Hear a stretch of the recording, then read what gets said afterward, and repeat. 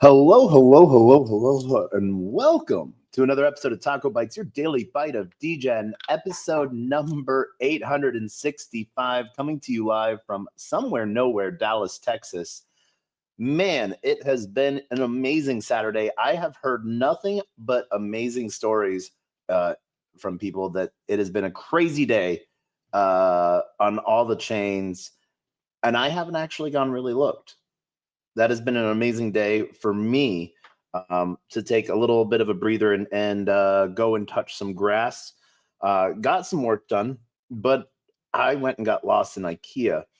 One of the things that happened earlier today, though, was that I had been, a few days ago, I had called out Berwick Law, who is filed first a class action lawsuit against Pump.Fun. And then they filed a second class action with another law firm. I don't know the name of the law firm. It's something Wolf or I honestly don't remember, but I think the word Wolf was in it. And they had said in their quote of something about censorship resistance. And I'm like, it's really hilarious and oxymoronic that, you're filing a lawsuit against something that's supposedly censorship resistant, or you're wanting something to censor something on a censor resistant side of things. And this morning I had made like a comment or something like that, or they'd made a comment back to me like, have I actually read the complaint? And I said, no, I had not. I do want to take a quick moment. Shout out to everyone on LinkedIn, Player One Taco, YouTube, 0xDegens YouTube, Twitch, Twitter, Telegram, Rumble, Kick, on-chain via Unlonely, and on-chain via Soul Media Tech. I do see the Morty. I do see the request, and I will get you up to speak if you're able to hang around and stuff like that. I want to be able to go through this first and go through this entire class action before I go through anything else. So we're going to sort of hop into the big side of this, of the class action itself. And we're going to have some fun with it because the United States District Court for the Southern District of New York, that falls most likely into Judge Kaplan's corner of the rule. And I got to spend 5 weeks in Kaplan's courtroom when I was covering the SBF trial. Like a year and a half ago now? Seems like. I don't know. It seems like 15 months ago. It feels like a lifetime ago, to be honest. But if it ends up falling in Kaplan's courtroom, I honestly think that would be hilarious. And I think that would really benefit Pump.Fun, because Kaplan has been getting some of the most of the blockchain and crypto cases. And so he would, as a judge, understand it the most. And so this is one of those things to where we see people buy an NFT and then they want to sue because the price goes down. I never see them wanting to sue when the price goes up, and I never see the person that sold and then the price go up. Oh, I need to sue,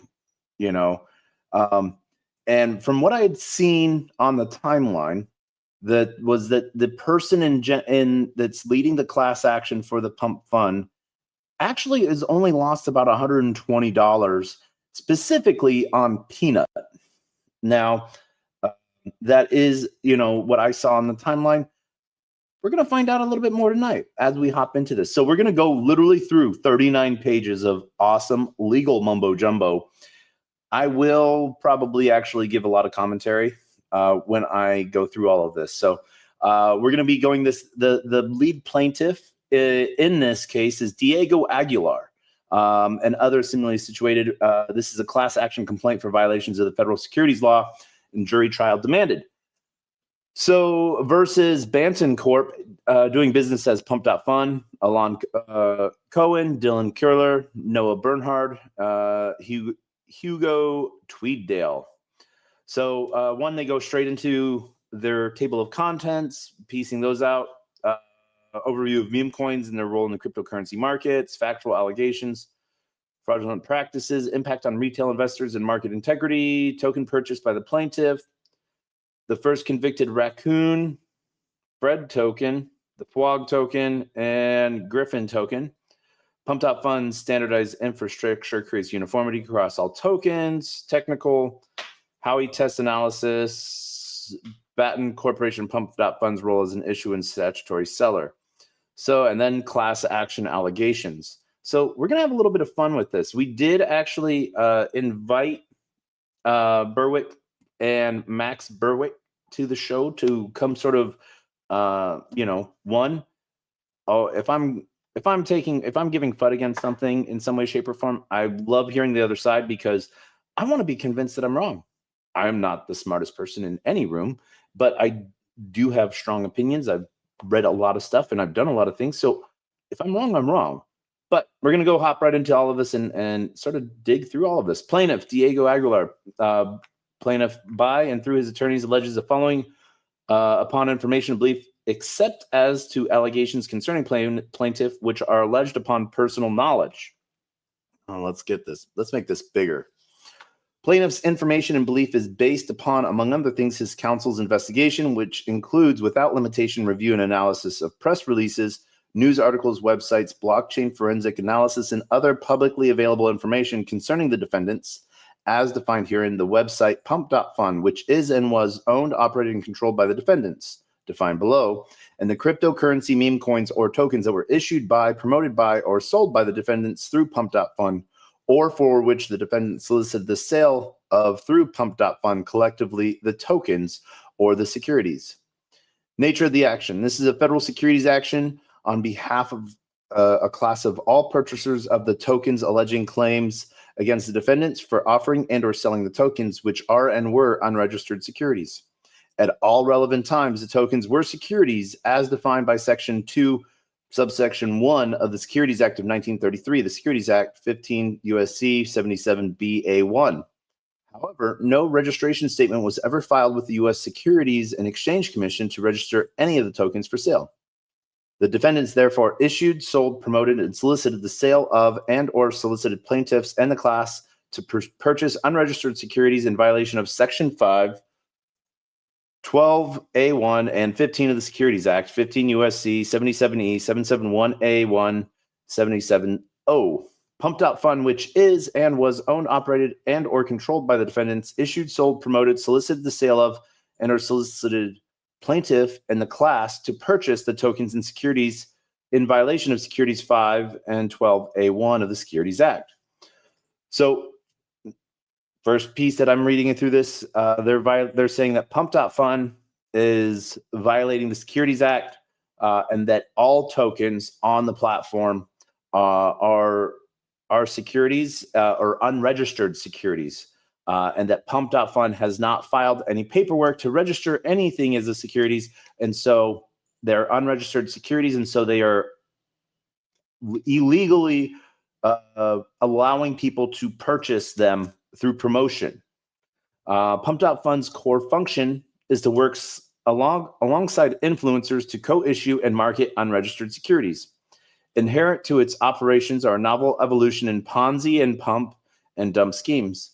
The description of relevant pump.fund Ponzi schemes is attached in Exhibit A. Pump.fund has extracted nearly $500 million in fees from investors by selling highly volatile unregistered securities. In reality, Pump.fund has experienced rapid growth through a novel marketing technique driven by what is benignly termed the attention economy, which includes mnemonic themes and internet culture. This guerrilla marketing has supported the mass adoption of unregistered security meme coins, including those that are the subject of this case.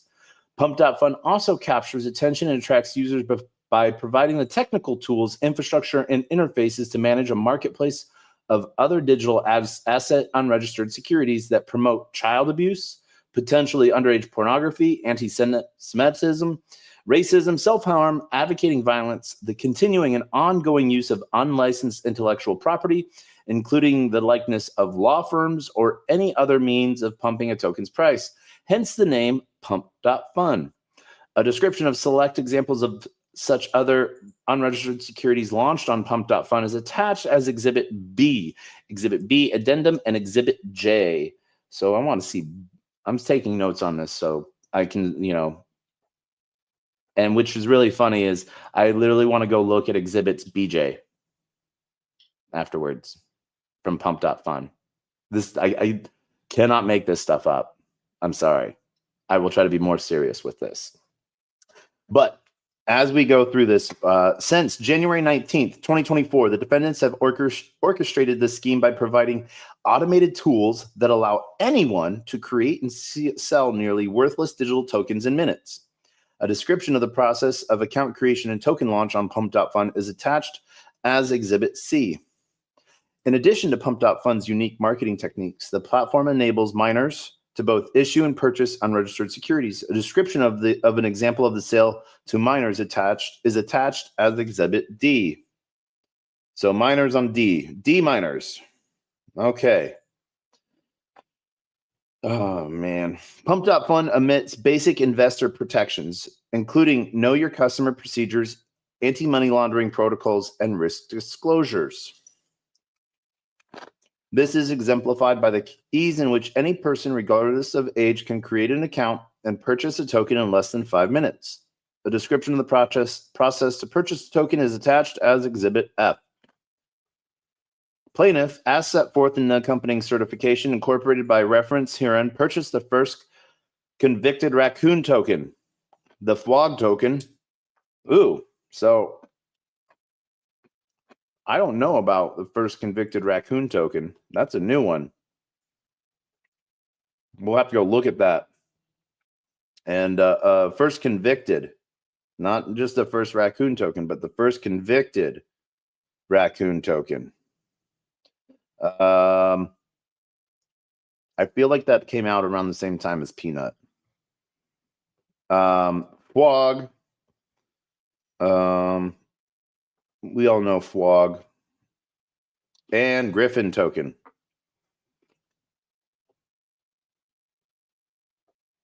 All of which are tokens and was damaged thereby. The defendant, Batten Corporation Ltd., Batten Corporation or the company, is a private limited company organized under the laws of the United Kingdom.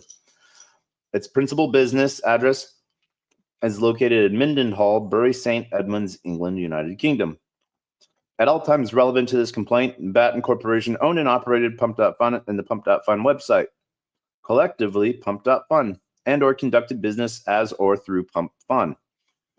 Defendant, Alan Cohen, and it is, and at all times relevant to this complaint, was a founder of Batten Corporation, the chief operating officer of the company, and the owner of between 25 and 50% of Batten Corporation shares.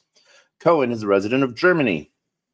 Ooh, this is getting fun. This is getting international. All right. Defendant Dylan Curler is at all times relevant to this complaint, was a founder of Batten, the CTO, chief technical officer, and the owner of between 25 and 50% of Batten Corporation shares.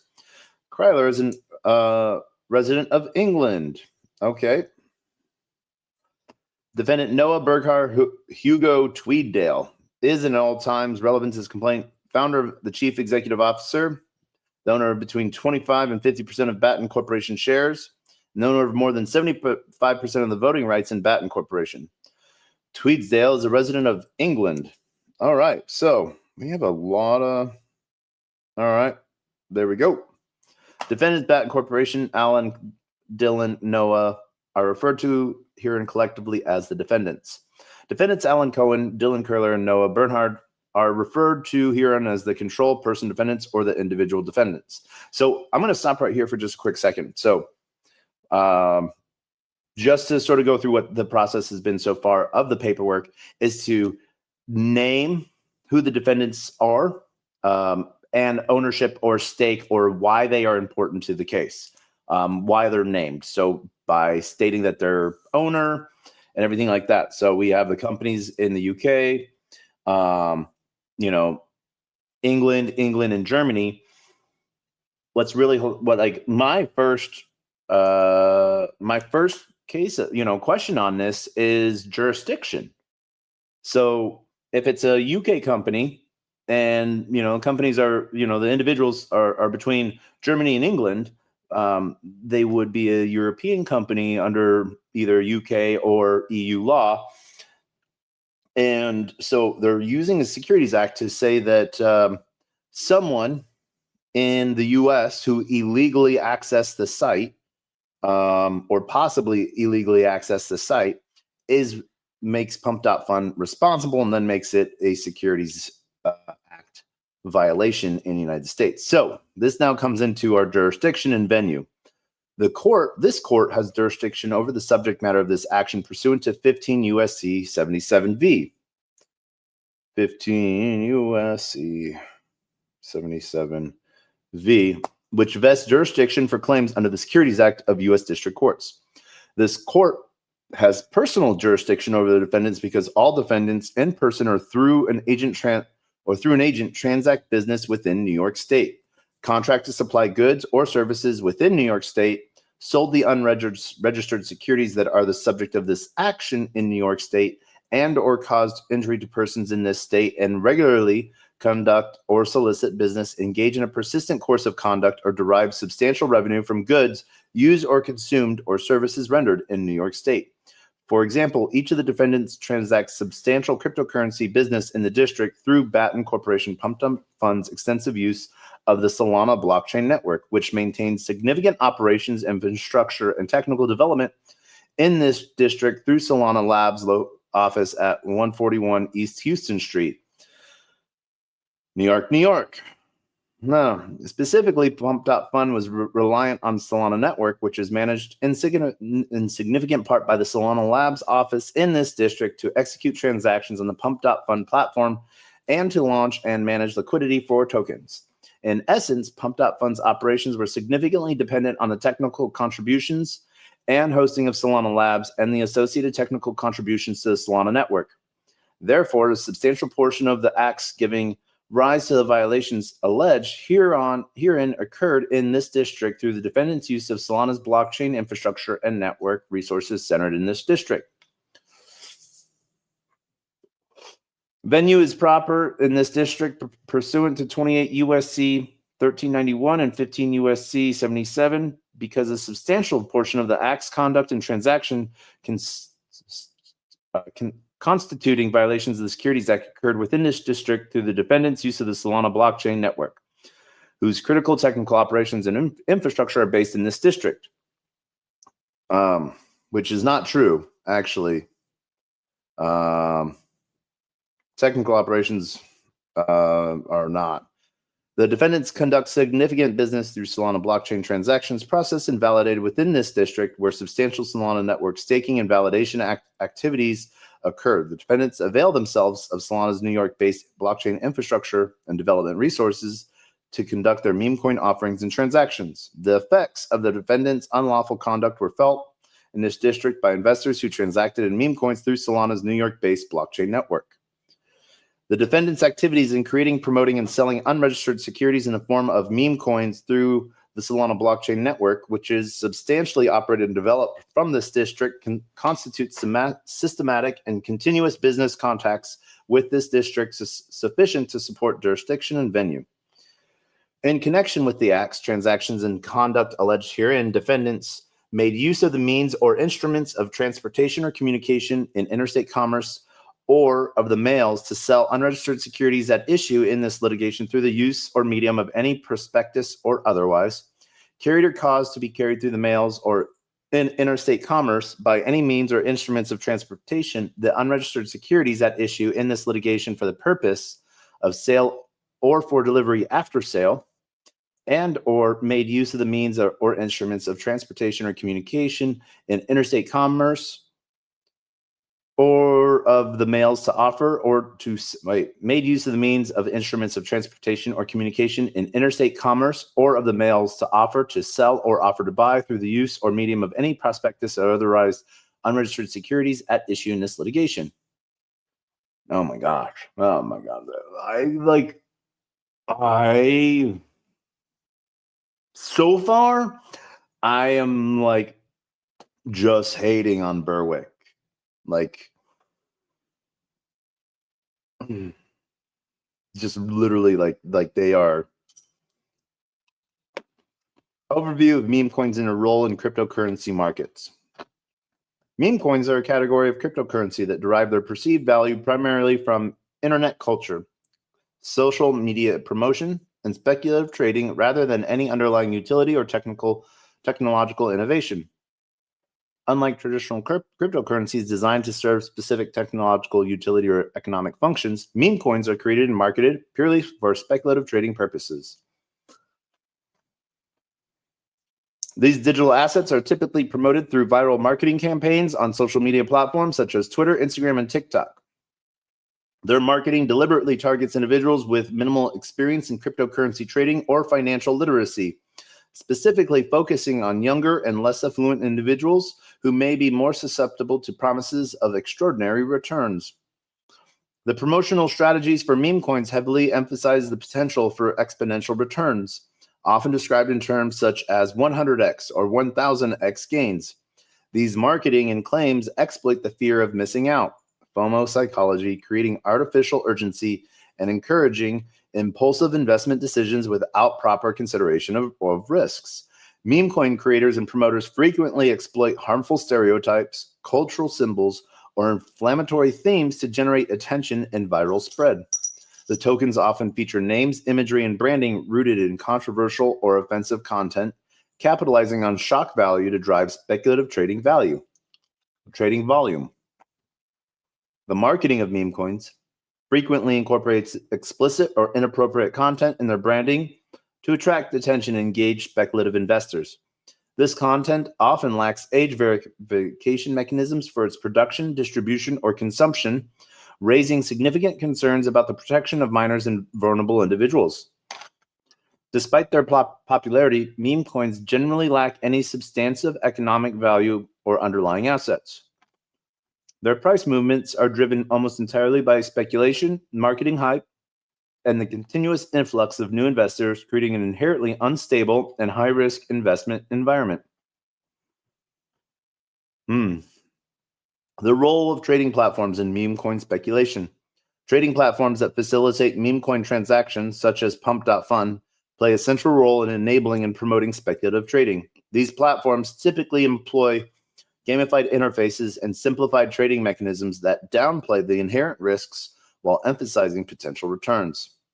Pump.Fun minimized or omitted crucial investor protections such as know your customer verification, anti-money laundering, compliance, age verification requirements, and risk disclosure trading limits or other protective mechanisms. The platforms often employ sophisticated marketing strategies that create the impression of legitimacy and security while facilitating highly speculative and risky trading activities. This includes the use of technical terms and complex trading mechanisms that mask the fundamentally speculative nature of meme coin investments. Market manipulation and fraudulent practices. Meme coins are frequently subject to coordinated market manipulation, particularly through pump and dump schemes. In these schemes, early investors or insiders artificially inflate token prices through coordinated buying and promotional campaigns, then sell their holdings at peak prices, causing the token value to collapse and leaving later investors with substantial losses. Trading platforms facilitate these manipulative practices by providing tools and infrastructure for rapid token creation, promotion, and trading. Features such as automated market makers, liquidity pools, and burning mechanisms, a process in which tokens are permanently removed from circulation, are often used to create artificial scarcity and drive up prices. The combination of minimal regulatory oversight, the absence of investor protections, and sophisticated manipulation techniques creates an environment where retail investors face substantial risks of financial harm. The rapid price movements and coordinated selling activities often result in significant losses for inexperienced investors who purchase tokens at inflated prices. Impact on retail investors and market integrity. Section D. The proliferation of meme coins and their associated trading platforms has led to widespread financial losses among retail investors, particularly affecting younger and less experienced individuals who are attracted by promises of quick wealth and social media promotion. The speculative nature of meme coin trading and the prevalence of market manipulation have eroded trust in legitimate cryptocurrency markets and blockchain technology, damaging the credibility of the broader digital asset ecosystem. The absence of meaningful investor protections and regulatory compliance has created an environment where vulnerable individuals are exposed to substantial financial risks without adequate disclosure or safeguards, undermining the fundamental principles of securities regulation and market integrity. The tokens purchased by the plaintiff. E. The defendant actively promoted the first convicted raccoon token, FWOG token, and Griffin token through systematic campaigns and actions that were designed to drive speculative investment. These campaigns included regular social media posts combined with claims about record-breaking market capitalization achievement and were designed to create expectations of profit among potential investors.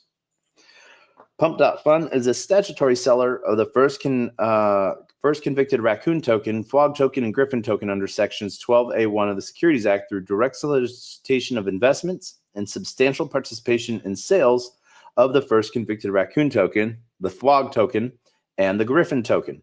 Batten Corporation, Pump.Fun, maintains centralized control over the marketing, exchange listings, and market activities for the first convicted raccoon token, FWOG, and Griffin token.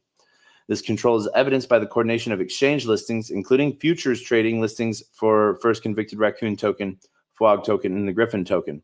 Management of first convicted raccoon token, FWOG token, and Griffin token economics, and orchestration of promotional campaigns that regularly reach tens of thousands of viewers per post. The first convicted raccoon token, Fred token. The first convicted raccoon token, the Fred token, is a Solana-based meme coin created and distributed by the Batten Corporation Pump as a nominal creator created in the social Fred at CTO Sol. I actually don't know this token, so I'm squirrel moment here for a second. Let's go find this thing.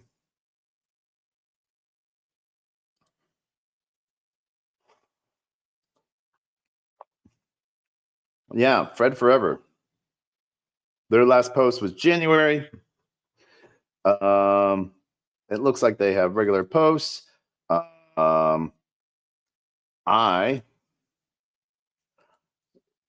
Thanks for giving me a good ticker, Berwick. Let's do this. We got to log in. Oh, yeah. All right. Fred is at a 3.2 fully diluted value. 3.2 market cap. All right, cool. Let's go in for a penny. Who knows? And it's down a little bit. So let's fucking go. All right. And then we can go look at that token also on Bird Eye. See what it's doing. See where its liquidity is at.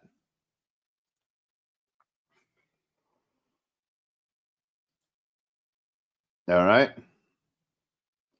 Thanks for the new ticker. Radium, Orca, Meteora, Radium CP, Fred and Cheese, Peanut and Fred, Radium. It has a lot of markets out there. So total volume, 24-hour volume, 344K. Total value locked, just under $1 million. So, all right. Yay. Go Fred.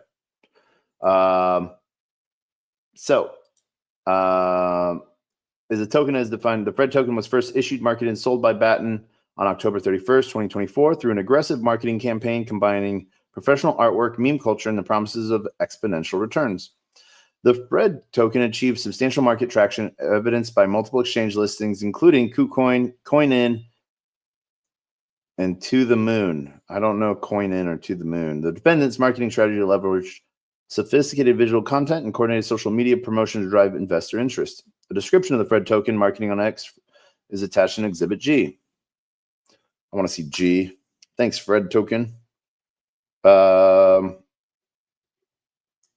defendants actively promote the Fred token through a systematic campaign designed to drive speculative investment. This campaign included regular social media posts featuring professional artwork, includes images of a muscular raccoon lifting weights with captions like "No pain, no gain," and a warrior raccoon with a caption "Taking the bull by its horns." Pump.Fun is a statutory seller of the Fred token under Section 12A1 through direct solicitation investments via social media and substantial participation in Fred token sales. Maintains centralized control over Fred token marketing, exchange listings, strategic partnerships announcements with significant market players like Met Crypto 42, as Fred's ambassador. I don't know who this is. Let's go find out who this is. Let's go find out who Amit is. All right, cool. Next up, Amit. Crypto Amit.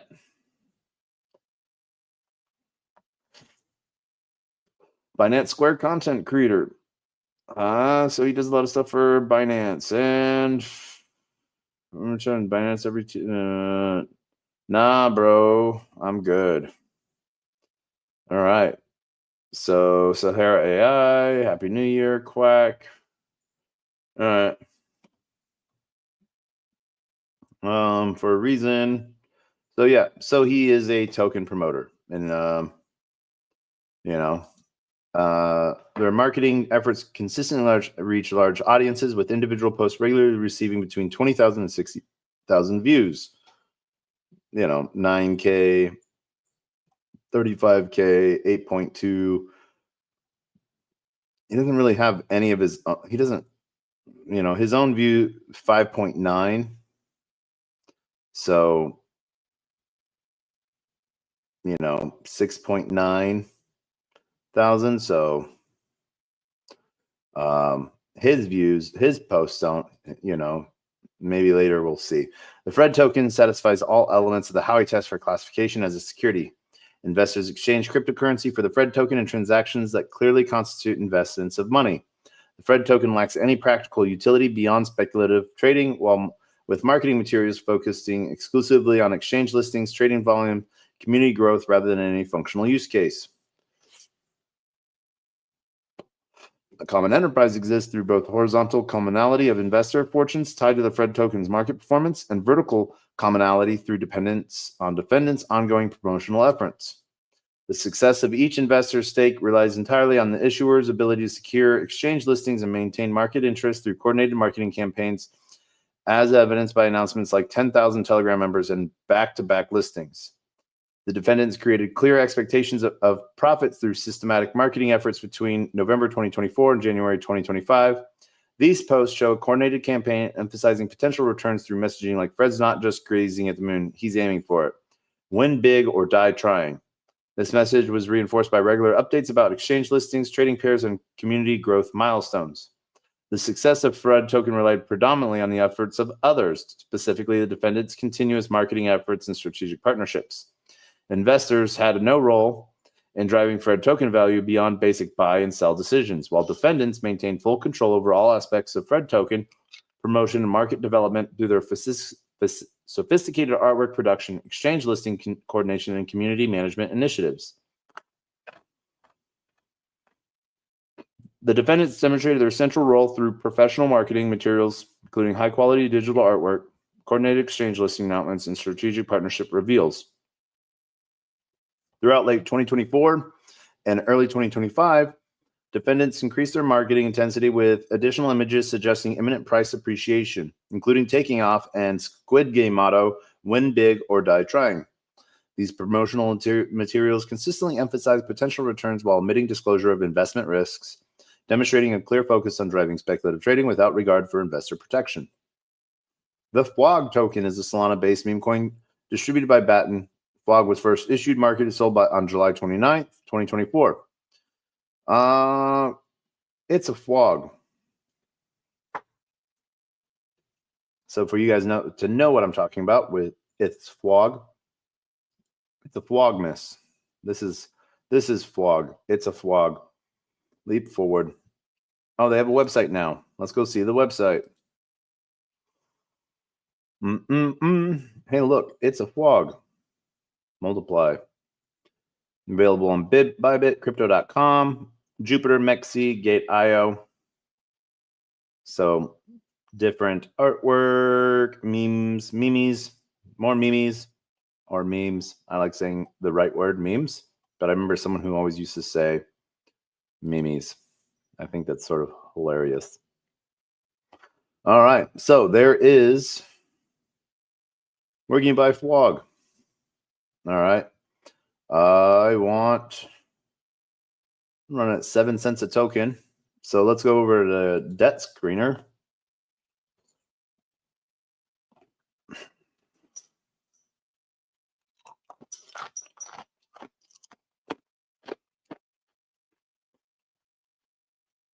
Flog.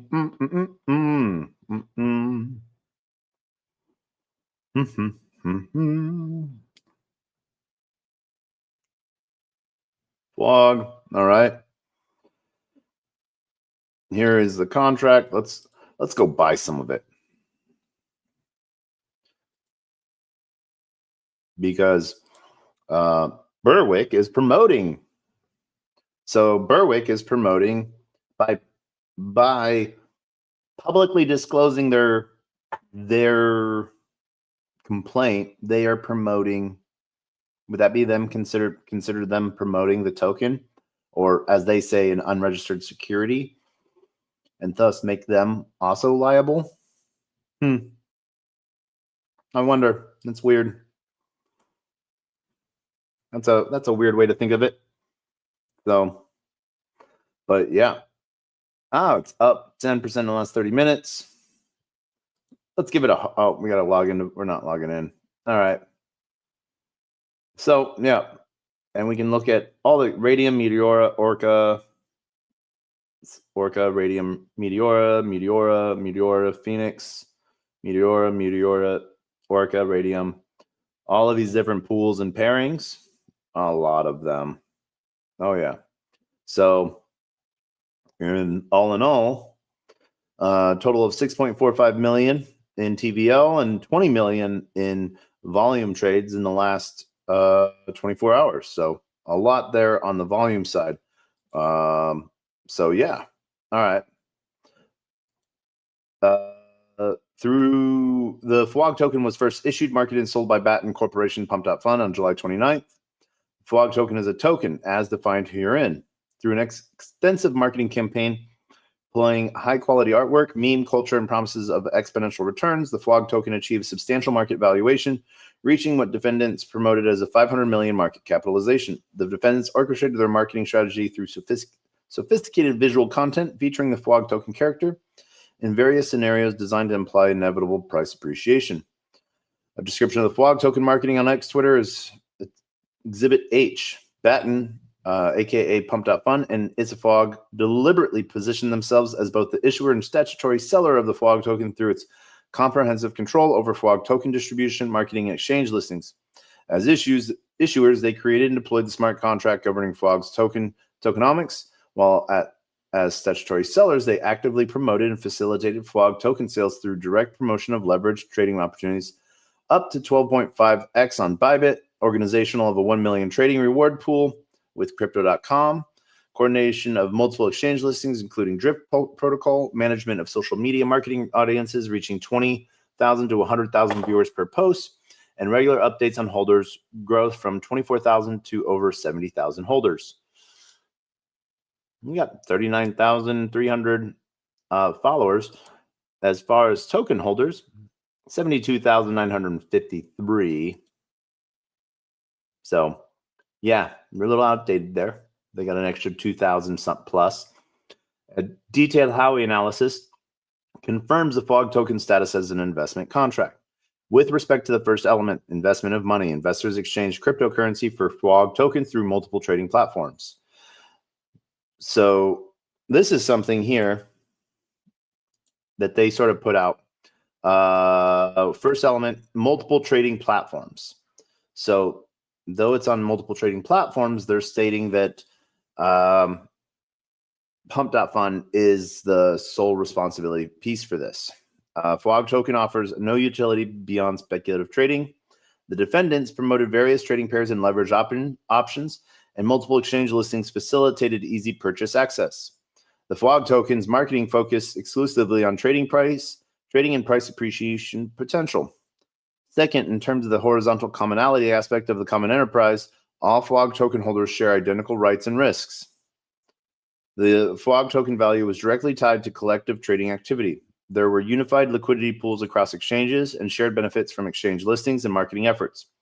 As to vertical commonality, the FWOG token success depends entirely on defendants' promotional efforts. I'm going to go out on a limb here and go over to Pump.Fund, but I don't really remember them listing too many tokens. Pump Fund is 1 year old.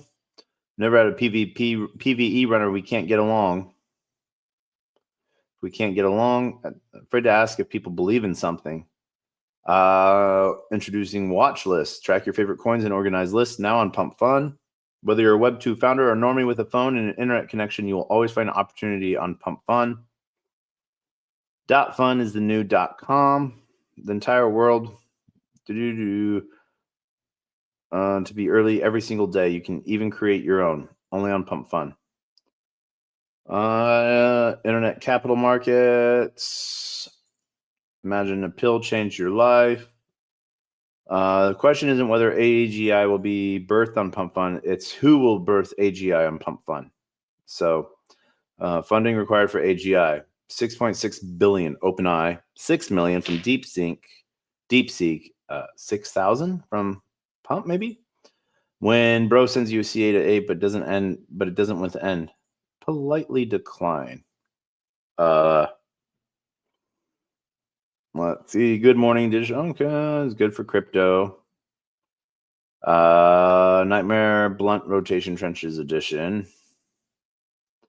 New keybinds, double dump key bidding. Bond sell buy Elon Shellfish VQF. All right. Meme coin's bad. And alts have their fun before my memes resume up only. Okay. I've never gotten involved in crypto to begin with. Now we're 5 days away. Must survive. Generation run resumes soon. Hit a diabolical. Bull wins. All right. It's fucking time. Generational bottom. AI agents. Animal coiners. He's literally kicking a gator in the face with his boot. All right. So, God don't let it reach the LA vape cabal. Please don't hurt Rasmer. Who would pioneer artificial? If Thread Guy wasn't here, I can achieve. If Frank wasn't here, how can banks always be early if there's no banks? All right. Made a comeback. Here's why you shouldn't only ignore FUD, but why this data is bullish for on-chain trading as a whole. All right, cool. I'm from locking in to clocking and pretty fast. All right, never marry your bags. My bags, they're just having, I don't really see too much on like any one token, but this is literally, I'm just looking into the last month worth of posts. So who knows? The FWOG tokens economics were controlled by Bot Incorporation Pump.fun. Did I end up buying this? Yes, I did. All right, cool. Hey, we're in profit. And it's because of this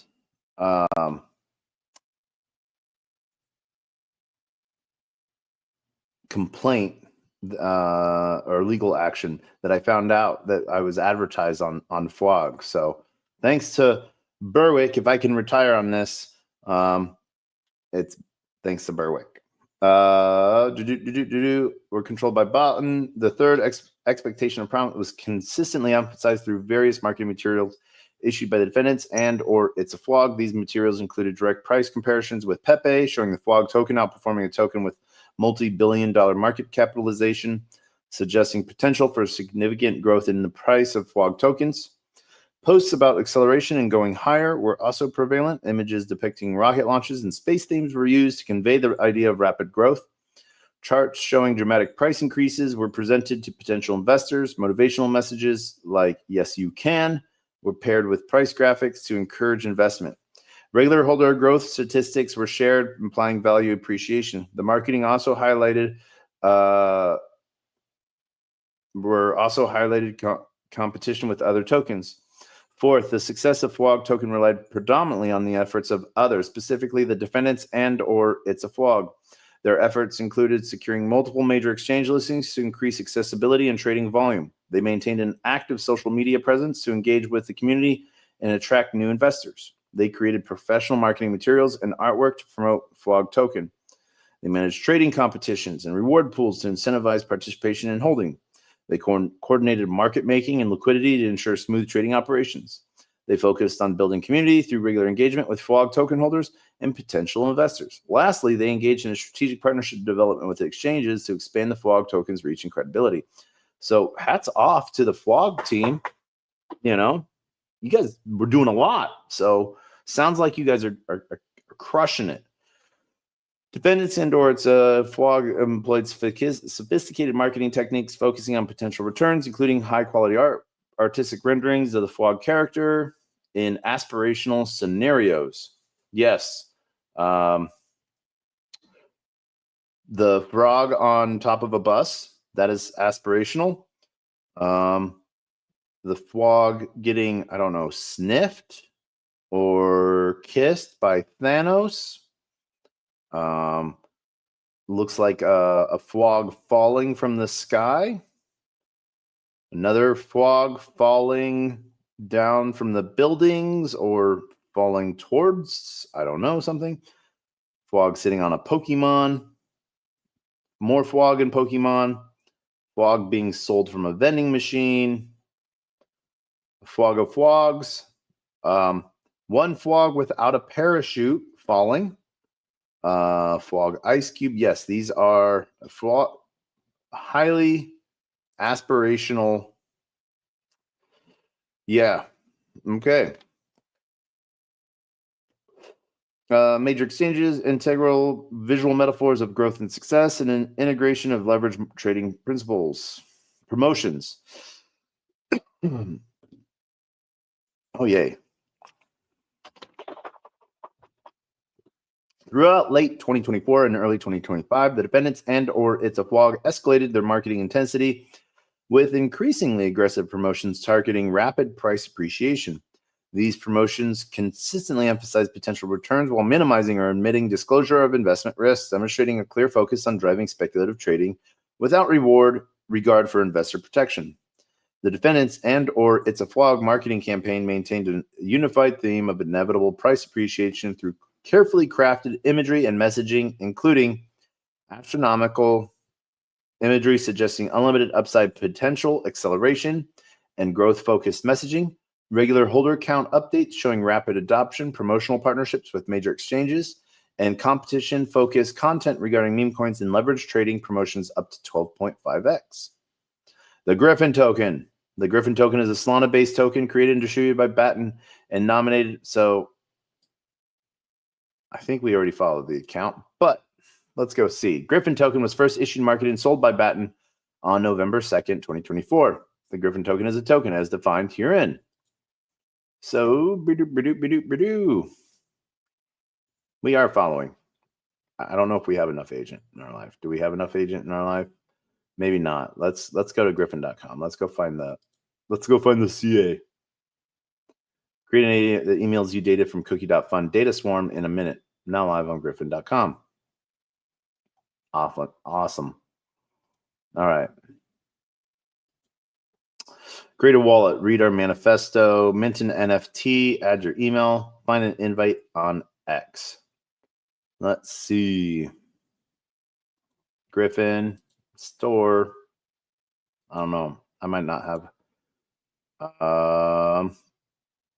Yep, I don't have a revoke, export, user ID, wallet signed into Griffin, delete account, docs, Telegram, Shopify. All right, I don't want that. I want this. You can access Griffin here, wallets, read more about how Griffin manages wallets here. Pricing, see our pricing page. Let's see their pricing page. No, quit asking me for a wallet. Early access pass, Sega Genesis token, access, give the gift of Griffin. Made to access transactions signed and sent by Griffin agents are subject to base variable fees. 1% of soul amount for transactions involving a trade. Twitter, 0.25 soul every 250 tweets charged after your first tweet. 0.1 soul every 100 emails charged after your first email. Image generation and uploads, 0.1 SOL every 100 generated image, charged after your first generated image. All right. Download the app for the best experience on the go. All right. Let's go. Let's see. No token. All right. This is, yeah. So that's Flog. But let's find Griffin. Chat with DeepSeek. Download me in 3 easy steps. Cookie.fun. Oh, wait. Only on griffin.com. Let's see.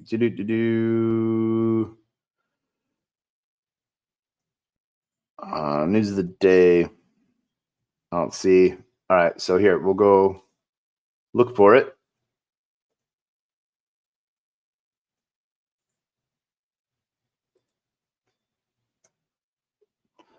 All right. So test griffin.com.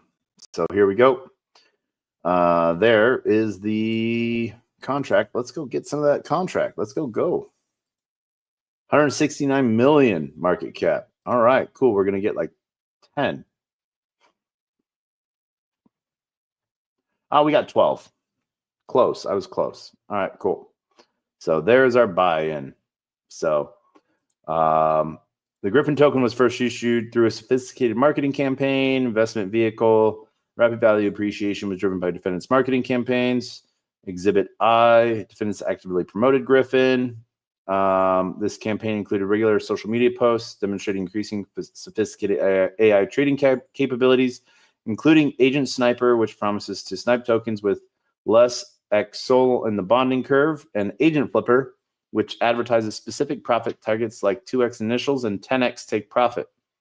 These promotional materials consistently emphasize automated returns while minimizing investment risks. Statutory seller maintain decentralized control over both Griffin token and economics of platform development. Views on X posts comparing Griffin offerings to Apple's App Store. The Griffin token satisfies all elements of the Howey test for classification as a security. While the Griffin token provides access to the platform's AI agents, its marketing focuses predominantly on automated profit generation rather than utility, with features like Agent Stake promising passive returns and Agent Flipper advertising specific profit targets. Common enterprise exists through both horizontal commonality of investor fortunes tied to the Griffin token market's performance and vertical commonality through dependence on defendants' ongoing platform development.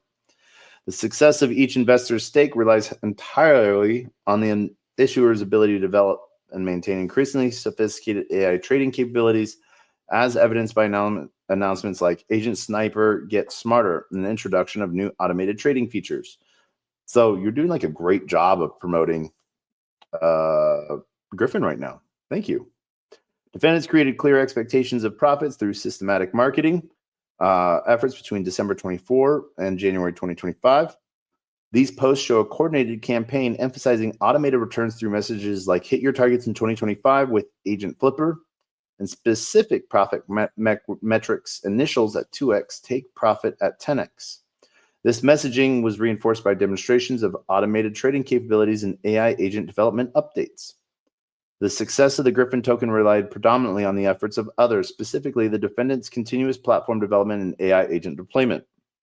Investors had no role in driving Griffin token value beyond basic investment decisions, while defendants maintained full control over all aspects of platform development, AI agent capabilities, and automated trading features. This control was demonstrated through regular updates about new AI agents, improved trading algorithms, and expanded platform functionality.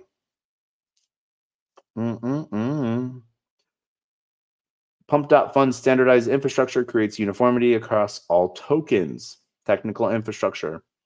Pump.Fund exercises complete control over the creation, launch, and trading of all meme coin tokens on its platform through a mandatory standardized technical framework. This framework includes proprietary smart contract templates, unified pricing mechanisms, and centralized liquidity management that apply uniformly to all tokens launched on the platform.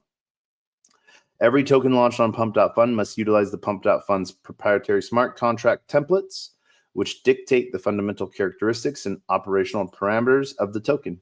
These templates are not customizable by individual developers, ensuring that all tokens share identical technical characteristics and operational features that make them securities under federal law.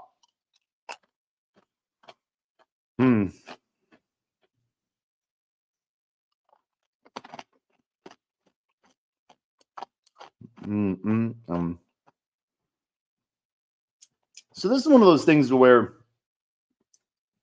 we saw the SEC lose horribly in its face when and fall flat on its face when they were like suing Coinbase or any other exchange for selling unregistered securities, and it would name all of these tokens off as securities rather than.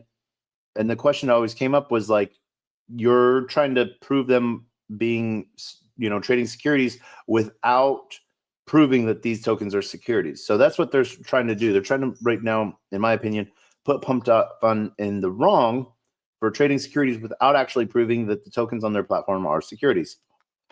Yes, they go through the Howey test, but they have not had litigation to prove whether they are a security, a commodity, or none of the above, or something else entirely.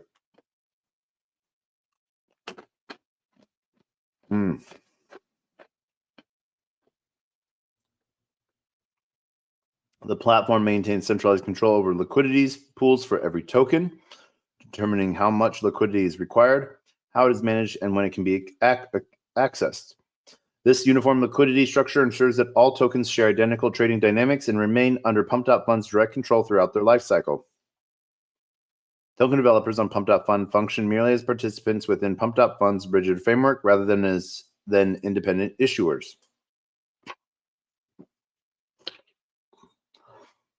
The developers cannot modify the smart contract templates, alter the pricing mechanisms, or independently manage liquidity.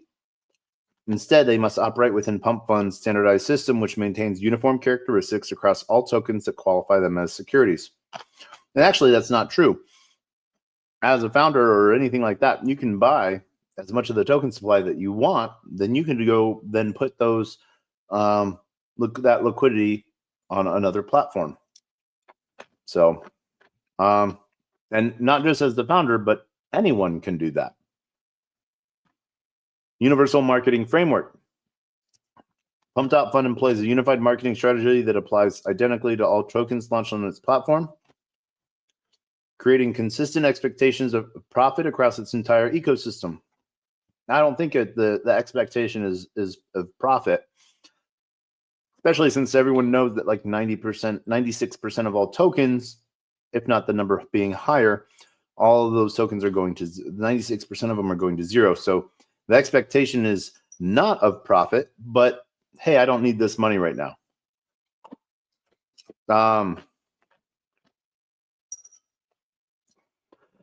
Pump.Fund's promotional materials and statements are not token specific, but rather present all tokens as opportunities for extraordinary returns within Pump.Fund's ecosystem. However, once a token achieves a certain level of success, as was the case with Fred, the Fog token, and Griffin, Pump.Fund issues token-specific marketing. The platform consistently promotes specific profit metrics such as 100x your money and 222,222x growth as representative possibilities for any token launched on Pump.Fund. These statements are not presented as unique to particular tokens, but rather as inherent opportunities within the platform's ecosystem, creating uniform profit expectations across all tokens. Pump.Fund's marketing materials emphasize platform-wide safety assurances such as Pump Prevents Rugs, which are presented as universal protections applying to all tokens. These assurances create a unified perception of security and reliability that applies across the entire Pump.Fund platform. Pump.Fund's social media strategy amplifies this uniformity through standardization promotional tactics. Statements like "Don't miss the next 100x" and "Which coin is next" reinforce the message that all tokens on the platform share the same potential for explosive growth, creating identical speculative characteristics across the ecosystem. Success stories of individual tokens achieving significant returns are consistently presented as representative examples of pumped.fun's capabilities rather than unique occurrences. Pump.fun explicitly frames these successes as demonstrative of what any token on the platform can achieve, further reinforcing uniform profit expectations across all tokens. A description of universal marketing is attached as Exhibit K. So what they've done so far is they're utilizing that all tokens fall under the same standards. They're trying to say that the standard for this token is a security, and because everything is aligned with it technologically, and the process of creating a token is a standard way, that if one is a security, they're all securities. But right now, they're just sort of naming all tokens, but they're naming specifically these three tokens, specifically Fwog, Griffin, and Bread.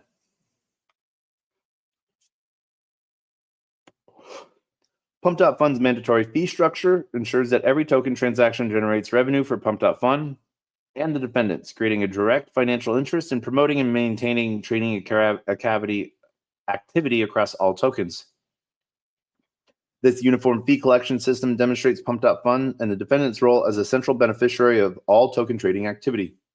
Pump.fun employs standardized liquidity management practices, including automated liquidity pool creation, mandatory liquidity locks, and uniform token burning schedules. These practices ensure that all tokens maintain identical economic characteristics that make them dependent on Pump.fun's ongoing management and support. Not true.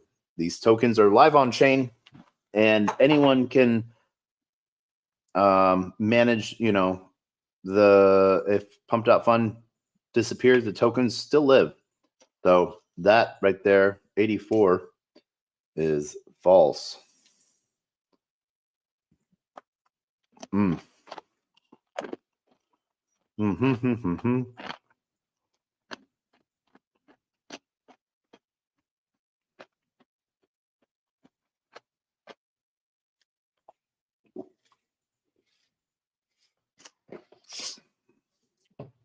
The other side of that also is you don't need the front end of Pump.fun. There is the contract that you can call directly, which removes Pump.fun from the equation completely. The platform implements a uniform graduation process whereby token meeting certain thresholds can access external exchanges. This standardized process demonstrates Pump's continued control over token evolution and its central role in determining token success metrics. It's all contract related, smart contract. It's all automated. So when the bonding curve hits a certain number, it is automatically migrated to Radium. Through this comprehensive standardization of technical marketing and economic elements, Pump.fun creates an ecosystem where every token shares identical characteristics that qualify them as securities under federal law. Pump.fun's uniform infrastructure ensures that all tokens, regardless of their nominal creators, are fundamentally controlled and managed by Pump.fun and the defendants in a manner that satisfies the elements of the Howey test.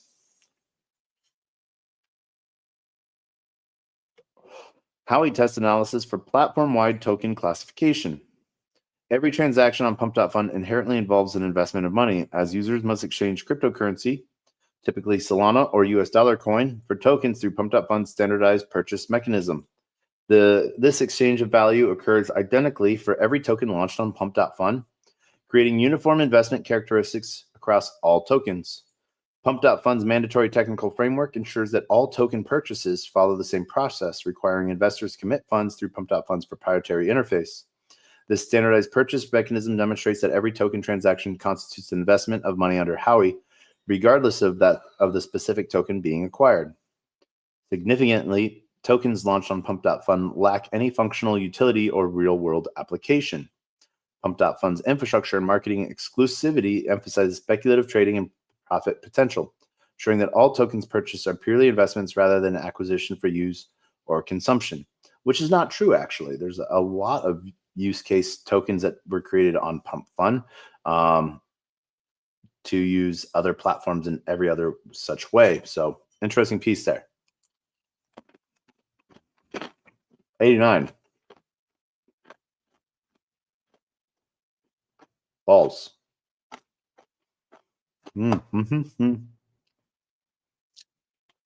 Pump.fund's centralized payment processing system further evidences the investment nature of all token transaction. Pump.fund controls the entire purchase process, collecting its mandatory 1% fee on every transaction and managing the distribution of tokens through Pump.fund's proprietary smart contracts. Common enterprise. Pump.fund's ecosystem creates both horizontal and vertical commonality across all tokens launched on its platform. The standardized infrastructure ensures that the fortunes of all investors are inextricably linked through shared technical systems, unified marketing efforts, and centralized management of token economics. Horizontal commonality exists through Pump.fund's mandatory pooled liquidity system. Every token's liquidity pool is managed according to identical rules and parameters, creating a unified framework where the success of each pool affects Pump.fund's overall perceived stability and reliability. This shared dependency makes the fortune of each investor tied to the success of the broader Pump.fund ecosystem. Pump.fund's bonding curve mechanism further demonstrates horizontal commonality, as the price of each token is determined by collective buying and selling actions of all participants. This standardized pricing structure ensures that all investors in a given token share in the risks and rewards created by aggregate trading activity.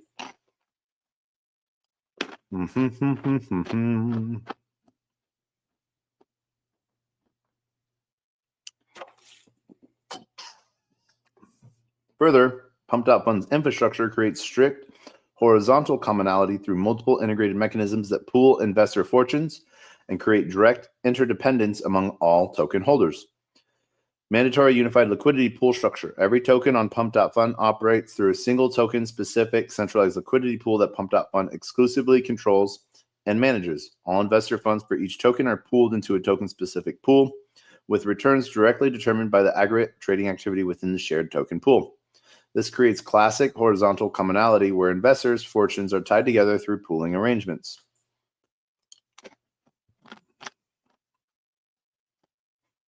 Integrated price impact mechanisms.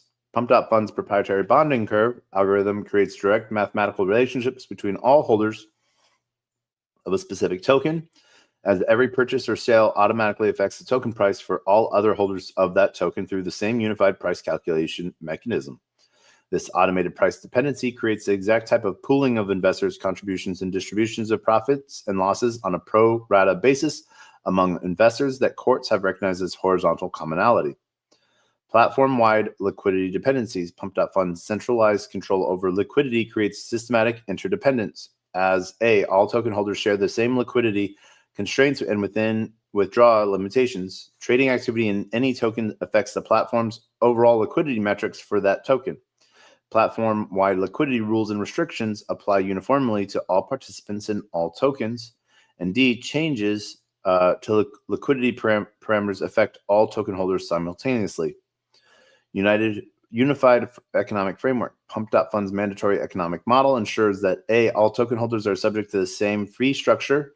Returns are distributed proportionally based on token pooled trading activity. And B, token burning mechanisms affect all holders of that token position simultaneously. And C, platform revenues directly impact all token trading parameters. This comprehensive pooling of economic interest through Pump.fund's infrastructure creates horizontal commonality because terms were inextricably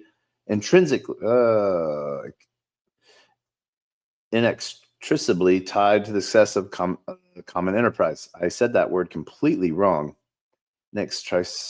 Oh my gosh. What is that? Inextricable degree. In a way that is unable to be separated. All right.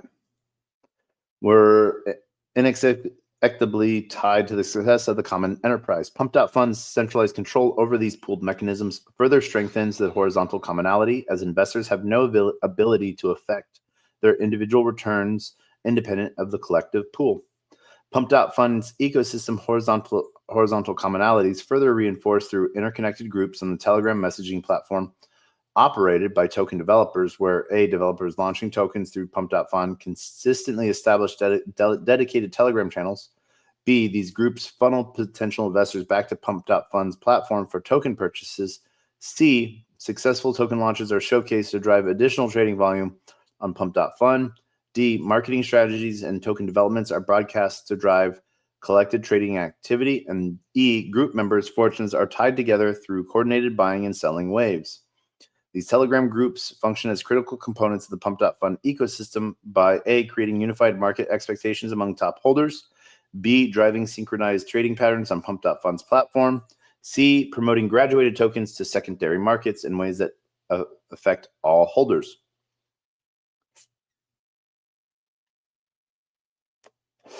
Man. Don't worry. We're page 26 of page 40. We're almost there. We're more than halfway done. Coordinating community actions that impact token values platform-wide and generating network effects that influence all participant returns.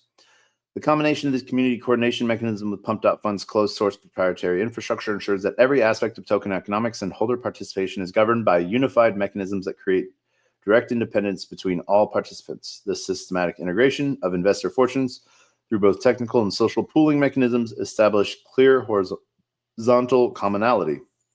Vertical commonality is established through the complete dependence of all tokens on Pump.Fund and or defendants' ongoing efforts in management. Pump.Fund's control over technical infrastructure, marketing support, and economic parameters means that the success or failure of every token is directly tied to Pump.Fund's efforts rather than those of individual developers. Actually, that's false. It's 100% on the dev. If the dev doesn't do anything, Pump.Fund's not. Yeah. So, yeah. Expectations of profits. Pump.Fund creates uniform expectations of profit across all tokens through its standardized marketing approach, technical infrastructure. Pump.Fund's promotional materials consistently emphasize extraordinary returns with statements like 100x your money and 222,222x growth. Let's see. I'm going to go.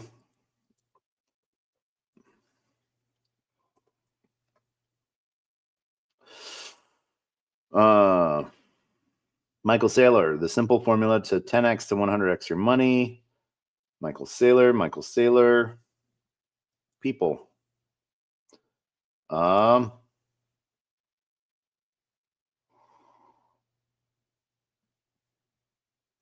Latest and greatest.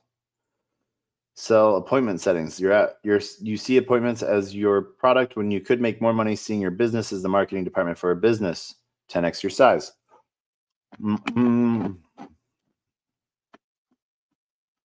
Hype, generational wealth, 100x. Hello, you lost your money. It's not coming back. Bob Lee Swagger. About the pump, altcoin season about to start. Meme coins are going to explode. You will retire your parents. You lost your money. It's not coming back. All right. Crypto Rover. Who is he associated with? Crypto C.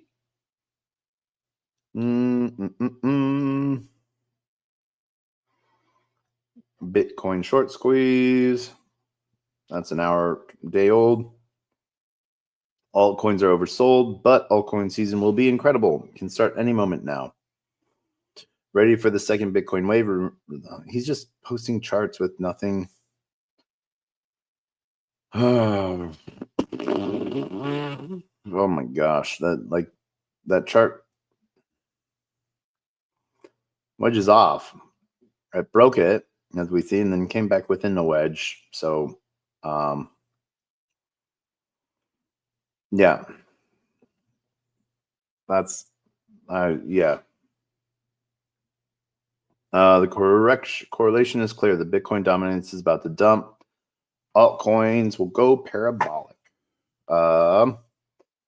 So repeating, blah, blah, blah, blah, blah, blah, blah, blah, blah.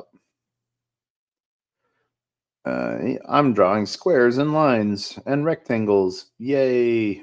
Okay, so he can doodle. Not even doodle. He can use tools. When tokens achieve significant returns or reach large market capitalizations, pump.fund promotes these outcomes as demonstrative pump.fund's inherent potential, encouraging investors to expect similar results for any token. So what I was going for is let's see here. This is pretty specific, 222.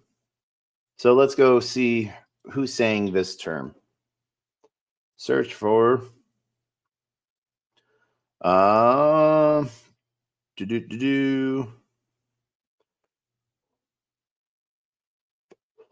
COVID diseases, something there.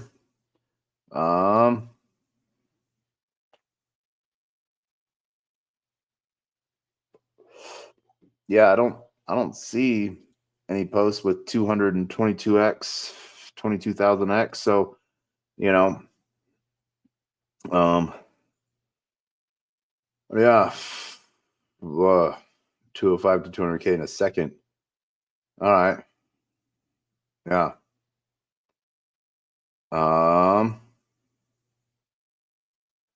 Let's see here. DC blackout. That's 2020. I don't see anything from. That's Highland. Nope. To go from 3 million, but we did it. All right. So yeah, since popping up, this island has grown 12 times bigger. All right, cool. Power of tiny gains, 1% better every day, 1% worse every day. All right.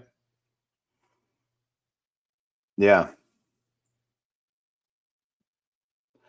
So since popping up, but COVID vaccine. Yeah. So I don't really see anything from Pump.Fun on this. Presented deliberately cultivates these profit expectations through systematic marketing strategy that highlights successful tokens as representative examples rather than. Oh, here, let's go to Pump.Fun and just see if search filters. Oh, there we go. Let's go to Pump.Fun. Maybe this is an image or something like that. I don't see any images of the internet capital markets. Let's just randomly scroll down a lot. Have every game site blocked. Okay. It's first Epic Flog listing, December 11th to go of Peanut Solana on even more spot listings. Which Pump Fund coin will be listed next? So, all right. Asamer person with 10 wants to know when marketing. Yeah.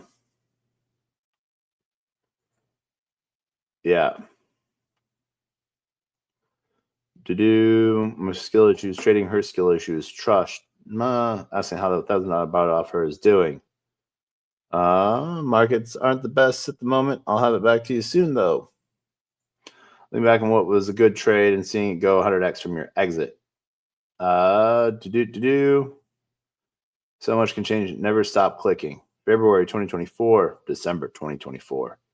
All right, cool. Yay. That's yep. All right, that's funny. Merry Christmas on that thing. My friendship circle over the years, 2018, 2020, 2022, 2024. All right. I'm starting to see the vision. All right. Advanced fees, footage of me and my bro dumping on each other right after we said we'd never sell. Philosophers, meme coin traders.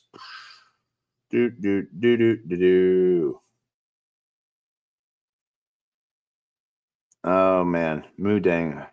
Good morning to everyone except Moodang holders. All right, cool. Pump.Fun profits through token achieves significant returns or reach large market capitalizations. Promotes these outcomes as inherent potential, encouraging investors to expect similar results from any token. Pump.Fund's bonding curve mechanism is specifically designed to create profit expectations by offering lower prices to early investors and automatically increasing prices as more purchases occur. The standardized pricing structure creates identical speculative characteristics across all tokens, as investors are uniformly incentivized by the prospect of price appreciation. The complete absence of utility across all tokens launched on Pump.Fun further demonstrates that profit expectations are the sole motivation for investment. The platform neither requires nor encourages tokens to have any functional purpose, instead focusing exclusively on their potential for price appreciation through speculative trading. Pump.Fun reinforces these profit expectations through platform-wide assurances about safety and reliability, such as Pump prevents rugs. These universal guarantees are designed to create confidence in Pump.Fun's ability to generate returns across all tokens, rather than addressing specific token characteristics. Anti-rug statements from Pump.Fun's official account and Defendant Cohen's ex-Twitter account are illustrated here. Trade new launches on Dex Screener, Dex Schools, where there are 10 seconds of thousands of people trading coins that will probably rug. Trade on Pump.Fun, where you literally can't get rugged. Get in early and have 10x more fun with your friends. Choose rich. Supply is fixed at 1 billion. 85% of those are sold on a bonding curve. Once all those are sold, 69,000 market cap. The other 15% are paired with all the sold in the bonding curve to create a Radium Protocol LP. Devs can't mint new coins. Devs can't rug liquidity. Study can't rug fair launches. It's fun. So yes, it is a fair launch. Efforts of others. The success of every token launched on Pump depends on the ongoing efforts of Pump.Fun's ecosystem, which includes the inherent relationship between the technical infrastructure and influencer or devs, rather than the actions of individual investors. This dependency is created through Pump.Fun's mandatory technical framework, centralized control over token economics, and unified marketing approach. Until a meme coin graduates from Pump.Fun, the nominal creators are restricted to using Pump.Fun's standardized templates and tools, remaining entirely dependent on Pump.Fun's continued operation of its technical infrastructure, management of liquidity pools, and maintenance of trading systems. Pump.Fun's centralized control extends to all aspects of token operations, including management of smart contract functionality, control over liquidity pools and trading parameters, implementation of token burning mechanisms, oversight of token graduation to external exchanges, and the execution of platform-wide marketing initiatives. Investors in Pump.Fun tokens have no meaningful control over or impact on token success beyond basic buy and sell decisions. Pump.Fun's standardized infrastructure. See, and I find that false for the simple fact that, it's a fair launch token. Anyone can buy it. And, anyone can talk about it. So that's, that is solely on the choice of the person buying it. Emphasize its role in driving token success rather than the efforts of individual developers or investors. Success stories. Success stories and profit projections are attributed to Pump.Fun's infrastructure and ecosystem rather than to specific development efforts or token characteristics. Through this comprehensive control of all aspects of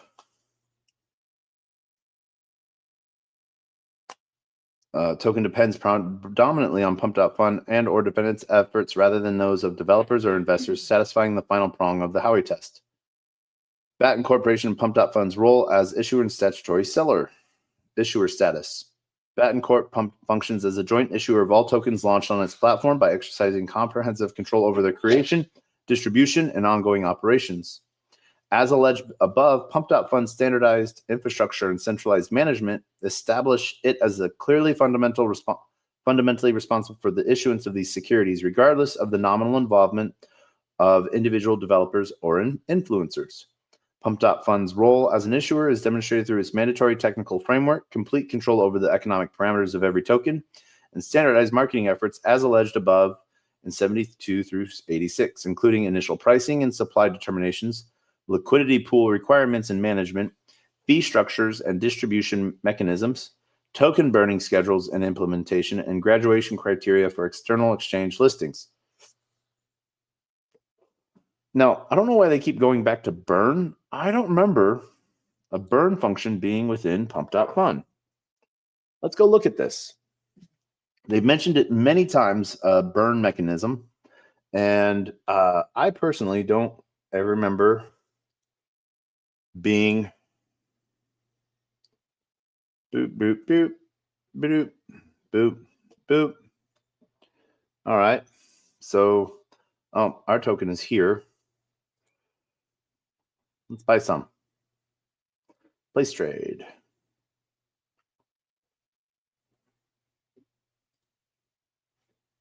Oh, I got to connect my wallet first.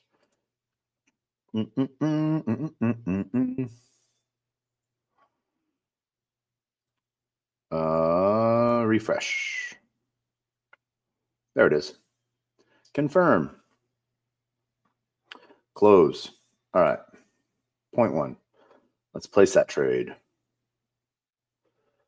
We're buying 1.8 million taco. Let's go. All right. So, boom. All right. Now, let's go look at pumped up. Start a new coin. So, test. Test burn. All right. Ticker TB. Description. Testing out Berwick. Law. Claim of burn functions. Drag and drop an image or video. All right. So,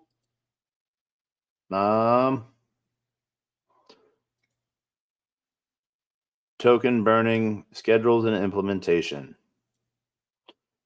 That is going to be, there we go. Show more options. Telegram link, website link, Twitter, or X. All right. C. So that is the website.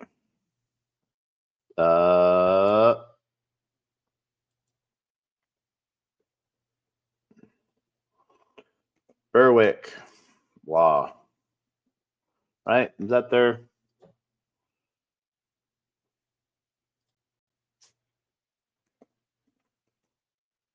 Berwick Law. All right. Actually, let's not throw Berwick under the bus on this because they're not the one. We are the one that is creating this token. All right. When your coin completes its bonding curve, you receive burn functions. Yeah. All right. Ba-doo, ba-doo, ba-doo.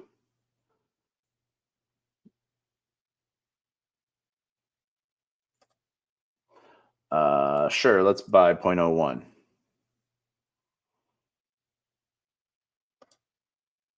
Do-do-do-do-do-do.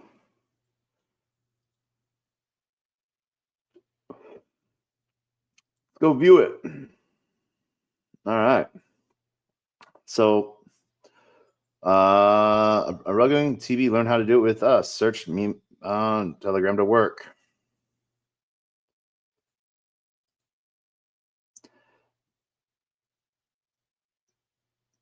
Test burn. Yeah. All right. So we see a whole bunch of people buying it. Nothing is taking it to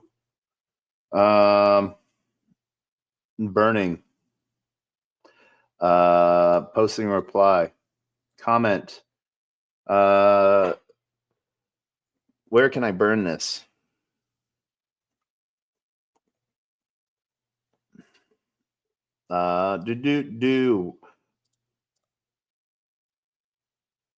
Boom. Where can I burn this? Yeah. So, all right, let's go burn. Let's generate a bubble map. All right. Someone bought 8% of the supply. Go them. We don't see a bubble map launching on this. So, close, burn. So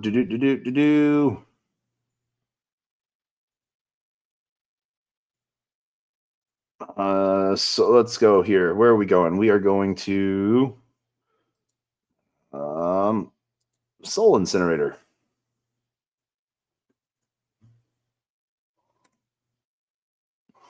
Woohoo!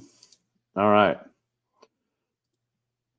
So let's go view our profile real quick. So let's where is this token? TB. So it is now refresh. All right. Yeah. So Soul Incinerator. That is what I wanted.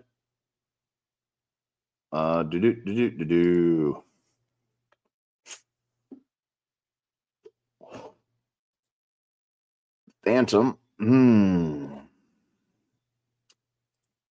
All right, let's go view this token. View coin. Sure, let's buy another 0.1 of it. We're gonna burn it. Burn it all. Cool beans. That's us right there. All right. I don't want cleanup. I want tokens. All tokens. TB. There it is. Test burn. Marked for burn. So actually we got to refresh that because that is not the full amount. All right, tokens. All. TB. Burn. Item selected. Cool. We got, right? Is that how much we have?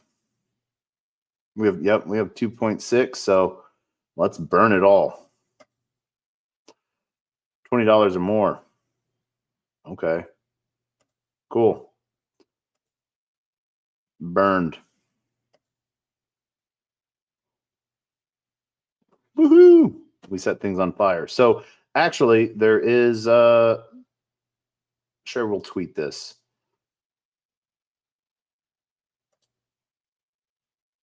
I'll tweet that. But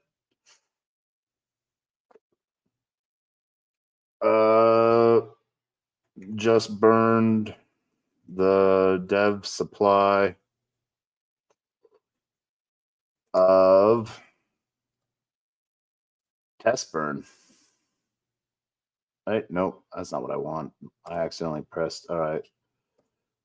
Let's go to view profile and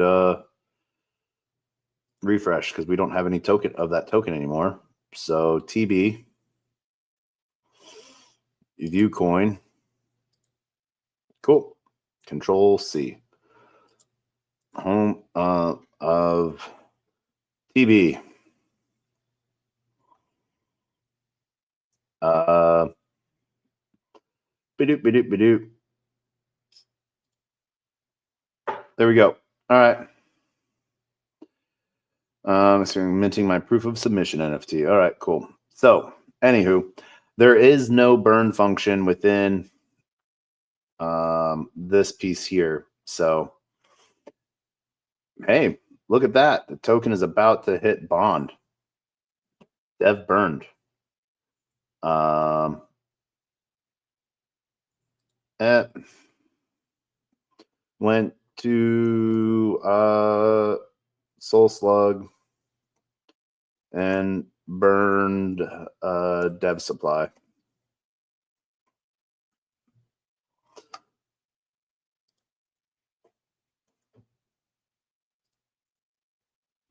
There we go.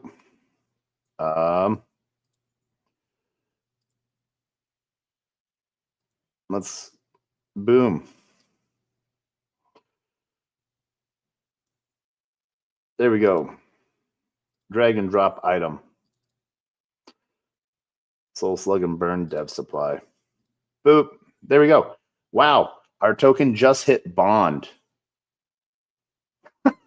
We burned our supply. And dang. That's sort of fun. So You know, but hey, so market cap is now at 86,000. So have fun with that, you guys. So yeah, we have that posted on our Twitter now. So you can find it on our Twitter for the comments. So yeah, I guess that's what we went and did. So we went and burned our total supply. Go have fun with that. You know, be careful. Oh, looked like market cap is now at 10K. So whoever bought a bunch sold, but that's all right. So Dev burned his supply. But back to this, because this Berwick law piece is 100% false on a burn function. So I find that sort of hilarious. Yeah, so the fact that there is no burn function within this on the move or off the map into Soul Slug and burn dev supply. So yeah, there we go. So we went and did that. Back into trading. Sell your old wallets for Soul. Yeah, no, I'm not gonna. If you hold TB, you get airdrop. What? What do you get airdropped? Turn your rewards here. Okay.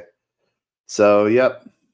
Testing out Berwick law claim of burn functions. There is no burn functions within pump.fun. So that is sort of hilarious, but awesome to sort of see out front, fully in control. So who is that? I don't even see you as a holder, EHY. So thanks for the comment, but yeah. All right, so back to this. This is the lawsuit that Pump.Fun is facing from Berwick Law. It's sort of hilarious on the aspect that, you know, yeah, these developers must use Pump Fun's mandatory templates and tools, cannot modify core token characteristics or economics, rely entirely on Pump Fun's infrastructure and systems, have no control over key token parameters or operations, and function within strict limitations set by the platform. Yeah, statutory seller position. Pump.Fun qualifies as statutory seller under Section 12A1 of the Securities Act. Let's go look at what that is. So we keep hearing about this. So new tab. Boom. So this is one of those things to where we see elements in defense practical law. Of the Securities Act of 1933 is a provision that allows private individuals to sue sellers for offering or selling a non-exempt security without registering it. For a plaintiff to prevail in such a lawsuit, there must prove a direct link between themselves and the seller, and that the suit is within the statute of limitations. So if we, let's see here, Section 12, allow private individuals to sue sellers for offering or selling a non-exempt security without registering it. For a plaintiff to prevail in such a lawsuit, they must prove a direct link between themselves and the seller, and that the suit is within the statute of limitations. Applies the initial offering of securities and does not typically cover secondary purchases. It's important to note that courts have dismissed cases against improper defendants, such as those who do not pass title to the purchaser or solicit the purchase motivated by their own financial interest. So, such as those, or solicit the purchase motivated by the, note that courts have dismissed cases against improper defendants, such as those who do not pass title to the purchaser or solicit the purchase motivated. So if they don't pass title to the purchaser or solicit the purchase motivated by their own financial interests, purchase motivated by their own financial interests. So one of the things here I'll show you, let's see here. So this is locked at 10K because we burnt our supply. So let's see. I need the contract. There it is. See, so I made this token. So let's see here. Where am I? Oh my gosh. I think they moved it and you no longer have. So, all right. So we're going to go over to Soul Scan. All right. And we're putting in that contract. So there's test burn. All right. So the creator shows as us, and but the authority is pump.fun. So the authority of the token comes to pump.fun. So technically, under this section applies to the initial offering of securities and does not typically cover secondary purchases. It is important to note that courts have dismissed cases against improper defendants, such as those who do not pass the title to the purchaser. So the title of this token was not passed on to me. And so the authority of it right here, the address that has permission to perform specific actions on a token. So actually, we're gonna give me just a second here. Let me 3-second delay and new screenshot. Badoop badoop. All right, there we go. As you can see, the current supply is down 3 million tokens because I burnt my supply. So I'm out, and we can actually see that here. Wow, there's already 100 pages of trades. Oh yeah. Wow. Okay. 12 pages. Transfer. So creation. Pump.fun. Pump. Let's see. Burn. No, that freaking, it went faster than this. Man. All right. All right. Buying and selling. Our DeFi activities. Wrap soul. But all right. Fine. We'll just go to me. Because we can see there. We can see our, so radiant migration. So cool. 85 soul. Nice. Good job, you guys. I hope you guys make bank on that. 11 minutes ago. All right. So transfers. Burn. All right. So we burned 2.6 million tokens, $20 at the time. So go that. So yeah. So I'm able to burn the token, but I do not have authority over the token. So 119 the SSP. So for Pump Fun, this is sort of hilarious. So let's make a tweet. Where's Pump Fun? All right, Pump Fun. Don't know if you care about the lawsuit. Know if you care about the lawsuit from Berwick. But it seems that their claim against you is what's the right term? Faces an uphill battle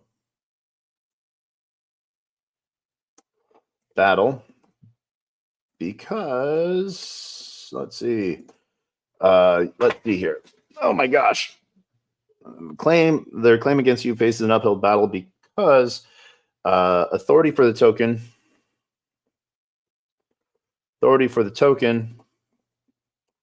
does not pass to the creator. Let's see, we'll copy this. And then we will Boom. Does not typically cover. It is important to note that courts have dismissed cases against improper defendants, such as those who do not pass the title to the purchaser. So, boop.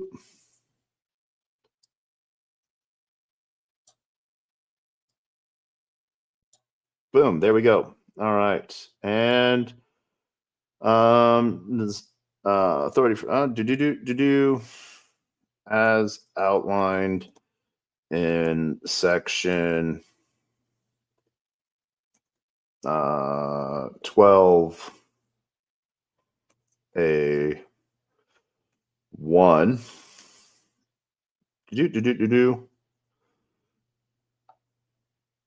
All right. But it seems that their claim against you faces enough because authority for the token does not pass the creator as outlined in section 1 as cause for dismissal. Missile. Love you guys. Love you.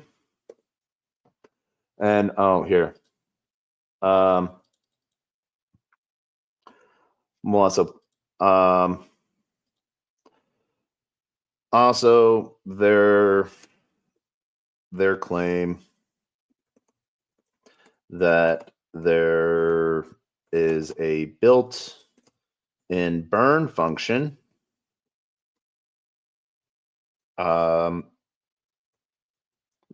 Also, their claim that there's a built-in burn function via the UI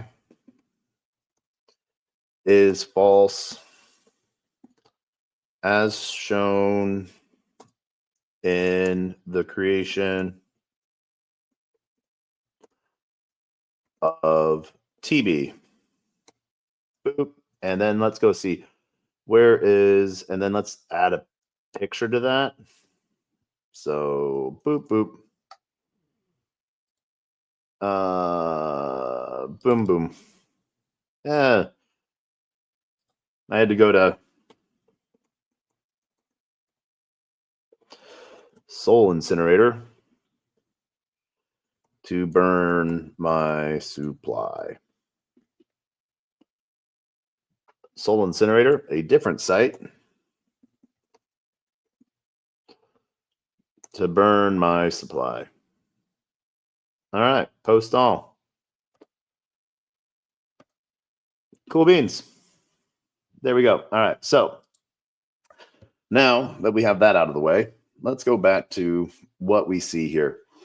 So Pump.Fund's involvement extends far beyond providing basic infrastructure as it actively facilitates and profits from all token sales. Actually, Solana really profits from it all because, you know, it's Solana and all the users owning Sol.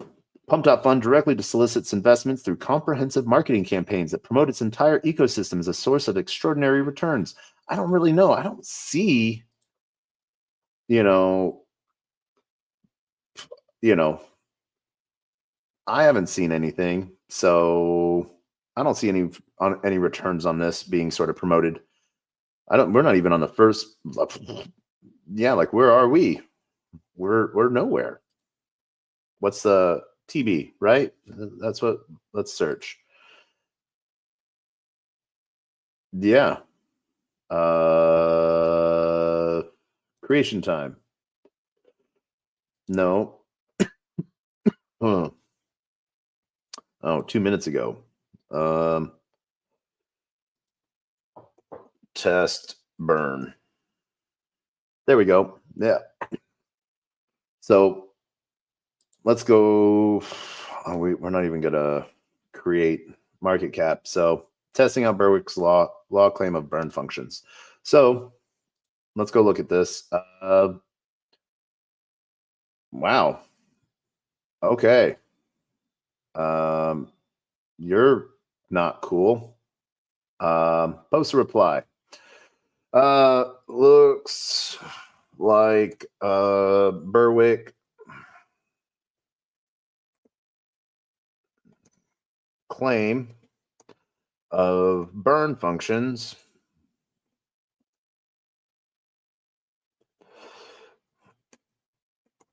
within the UI is false. So have fun.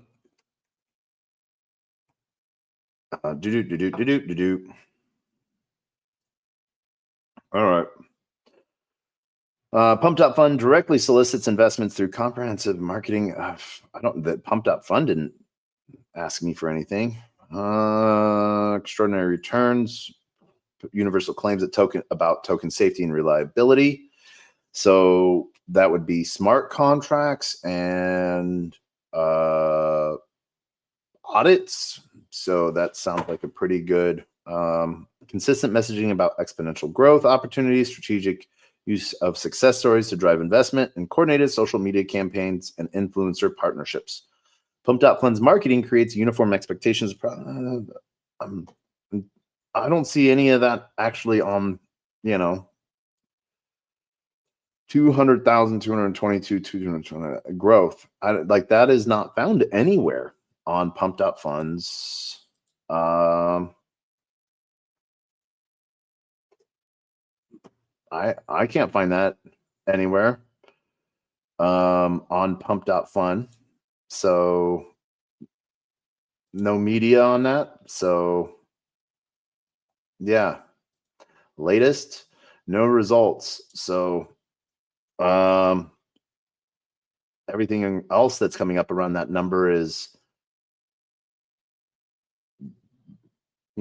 volcanoes. So, all right. Endless opportunities on Pumped Up Fund. Don't miss the next 100x. Pump prevents rugs and regular highlighting of tokens reaching billion-dollar valuations.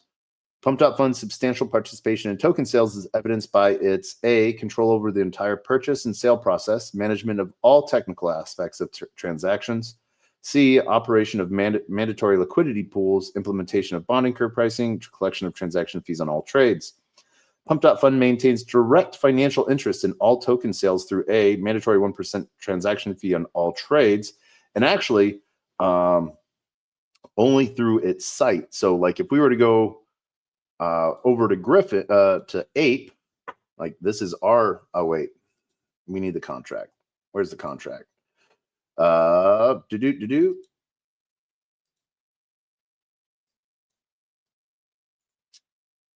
C and contract.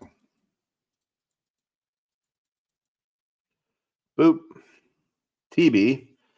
So like awesome. It ran and it's there. So if we buy here, what is our, oh, that's why. Screw that. Let's buy some more. All right. So there we go.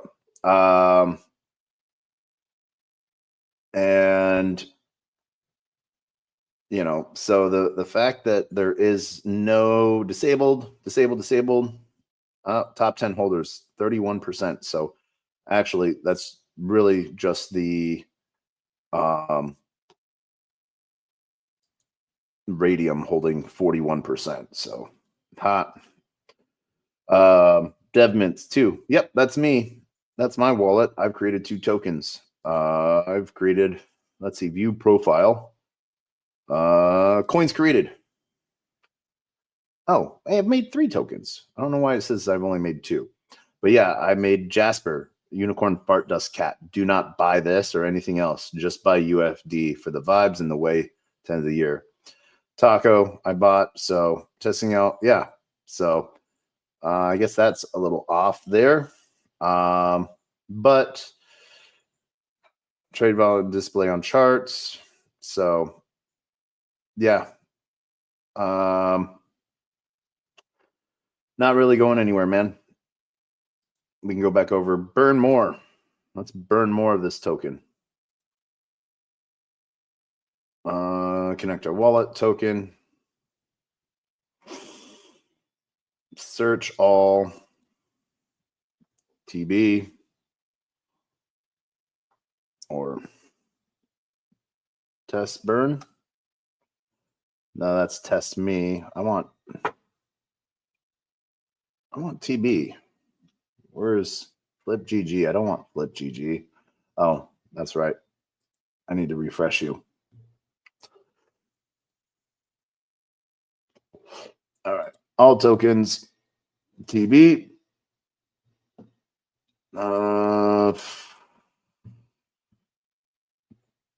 Test burn. All right.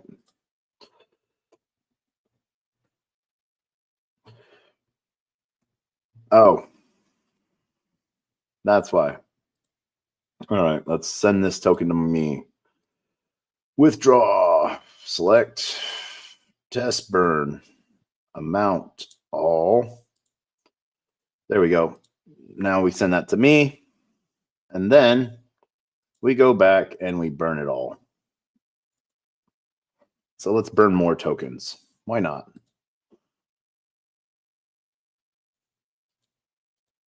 TB. No. There we go. Test burn. Burn it. Burn it all. All right. Boo doop boo doop boop boo doop boop. All right, there we go. Confirm. Burning.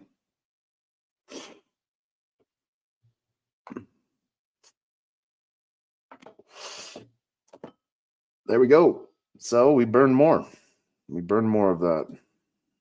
So burn. Yeah, so none of this is there. So we don't see anything more on that.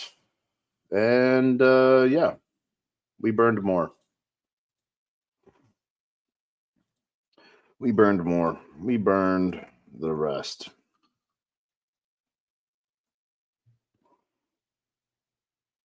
All right, not this time. All right. So that's where we all may direct financial interest in all mandatory one transaction fees on all trades, control over liquidity pool management. So 123. Wait, where is this piece? That is 119. Fail. All right. So control over liquidity pool management, benefits from increased trading volume, profits from secondary market activity, and revenue from token graduation processes. Pump.Fund's systematic approach to solicitation and sales demonstrates that it functions as a statutory seller for every token. Its unified marketing approach across all tokens, standardized sale process, unified marketing approach. Actually, it doesn't have a unified marketing approach. It's all based on the user. You can sort by featured. You can sort by last trade. You can creation time, last reply, and market cap. So literally that is the marketing version of what can be done. So yeah, last trade always off. So yeah, extends beyond initial token sales to include substantial participation in secondary market trading through management of ongoing liquidity provisions, control over token burning mechanisms. There's no token burning mechanism. Implementation of graduation criteria. So 125B.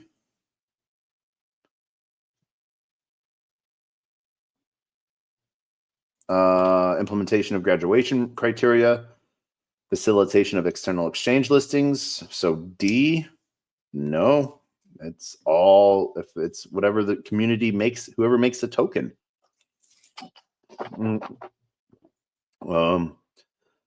Continued marketing and promotional efforts.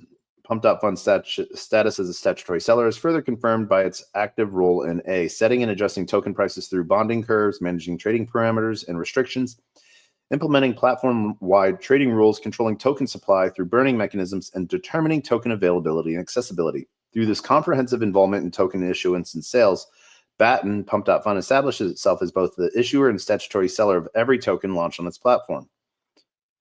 Pump.Fund's centralized control, active solicitation efforts, and substantial participation in all aspects of token operations satisfy the legal requirements for both issuer and statutory seller liability under federal securities law.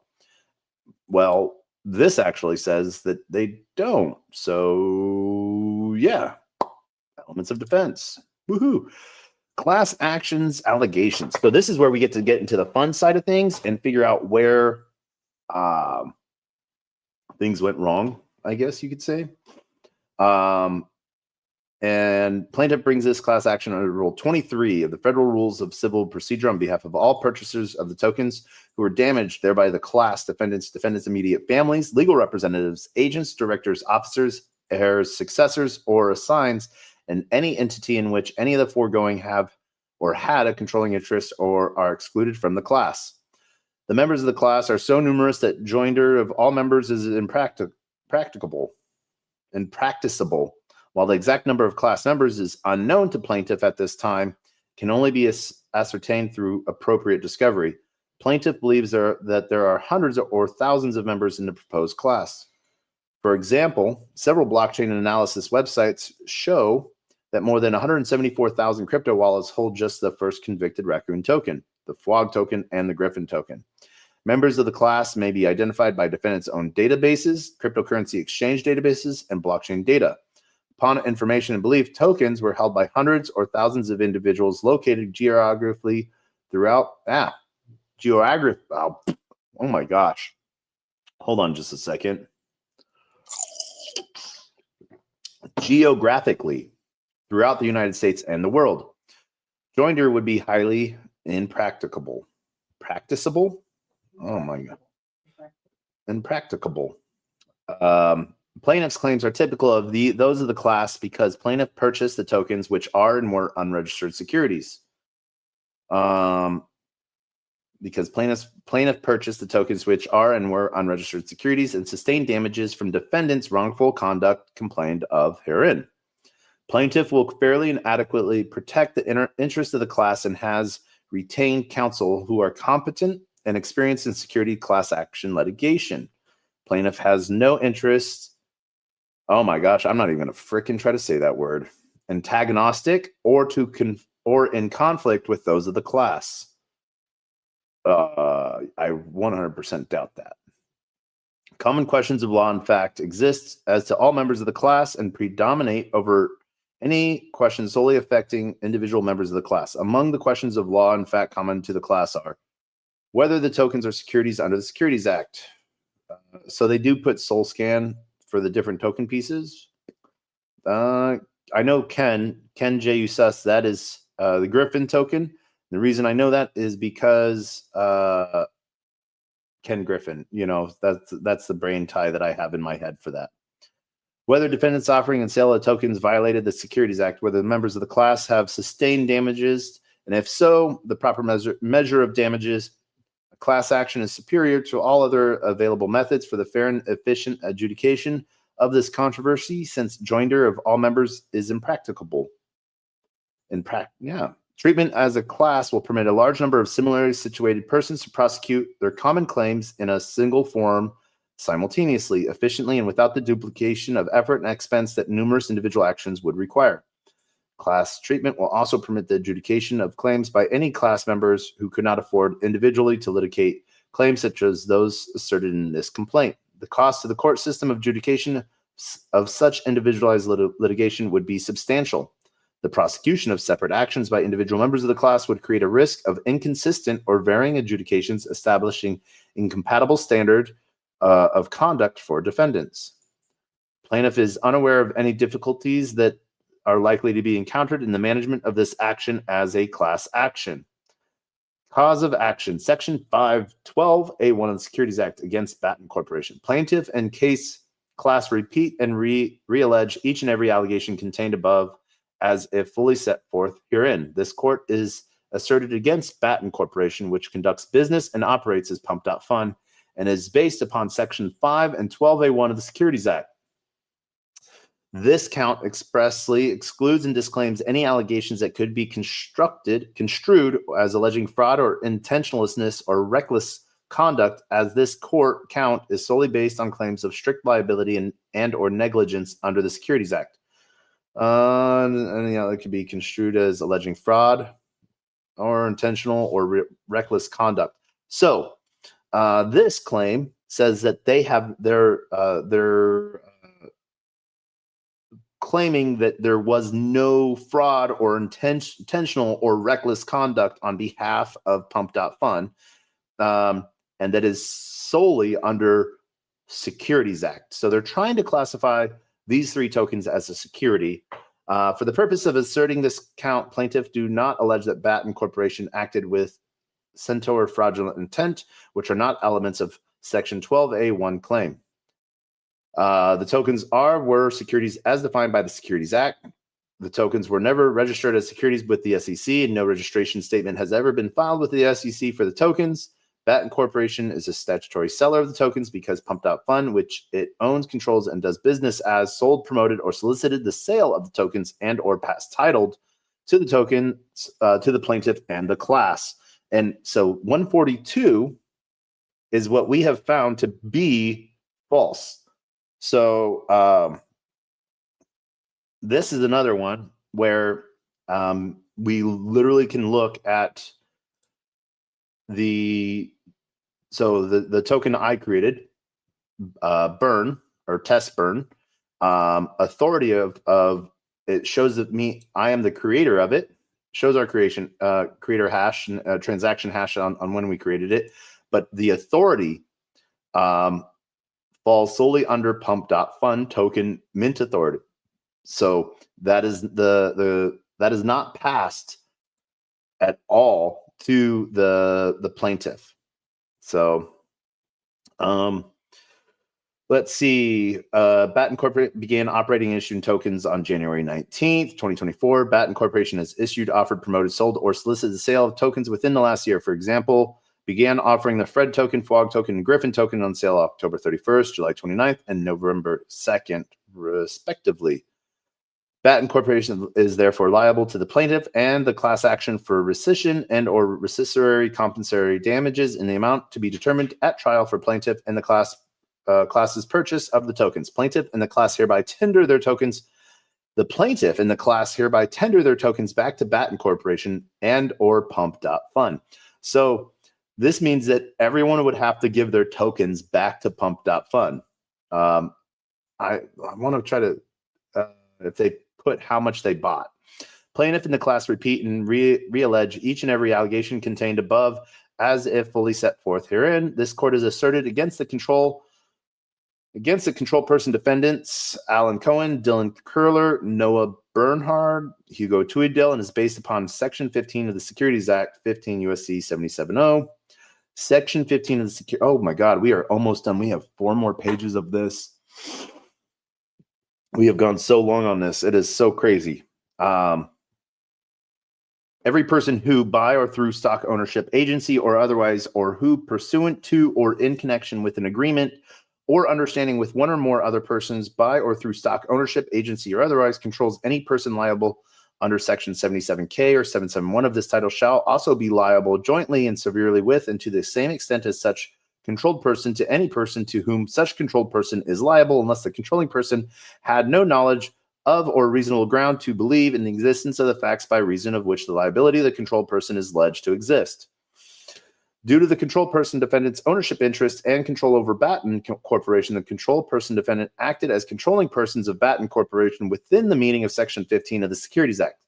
By virtue of their position as executive founders and or controlling shareholders of Batten Corporation and their participation in and or awareness of the company's operations, the control person defendant has the power to influence and control and did influence and control directly or indirectly the decision-making relating to the issuance, sale, marketing, solicitation of the sale of tokens and the failure to register the tokens with the SEC. By virtue of the foregoing, the control person defendants are jointly and severely liable with Batten Corporation to plaintiff and class as control persons under Section 15 of the Securities Act. As such, the control person defendants are liable to plaintiff and the class for rescission and or rescissory or compensatory damages in an amount to be determined at trial for plaintiff and the class purchase of the tokens. Prayer for relief. Prayer, we are almost done. 3 more pages. Oh my God. We're going to take a pause for a second because one of the things that they said here,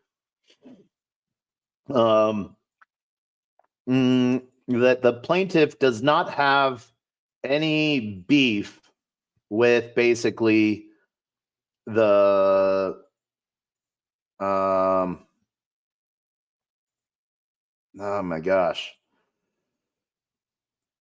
Plaintiff claims defendant's wrongful complaint. Griffin, oh my gosh. So basically it says that like there was a piece that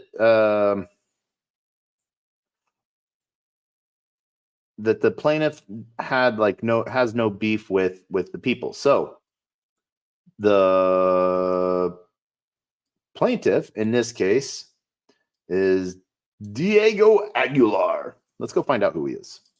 All right. Thank you, Soul Incinerator. You are awesome. Diego Aguilar. Hola.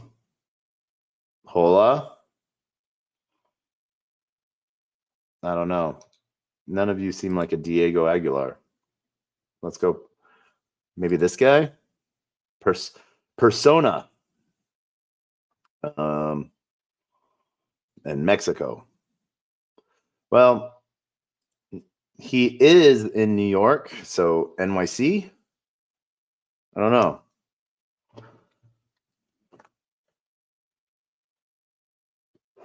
No, that's 1984. The Diego Archives. Aguilar. Gag City, Paris. My third show, Gag City. All right. So this guy probably is not using his name for his Twitter handle. So let's go back to page 36. All right. Prayer for relief.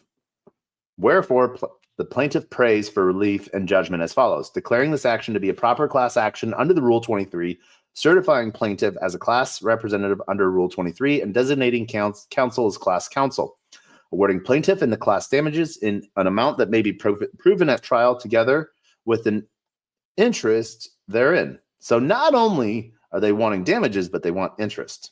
I love this shit. Awarding plaintiff and the class the reasonable attorneys and expert witnesses, fees, and other costs. Awarding plaintiff and the class pre-judgment and post-judgment interest. Awarding such other relief as this court deems appropriate. Plaintiff requests a trial by jury of all claims that can also be tried. Oh, this Wolf Popper.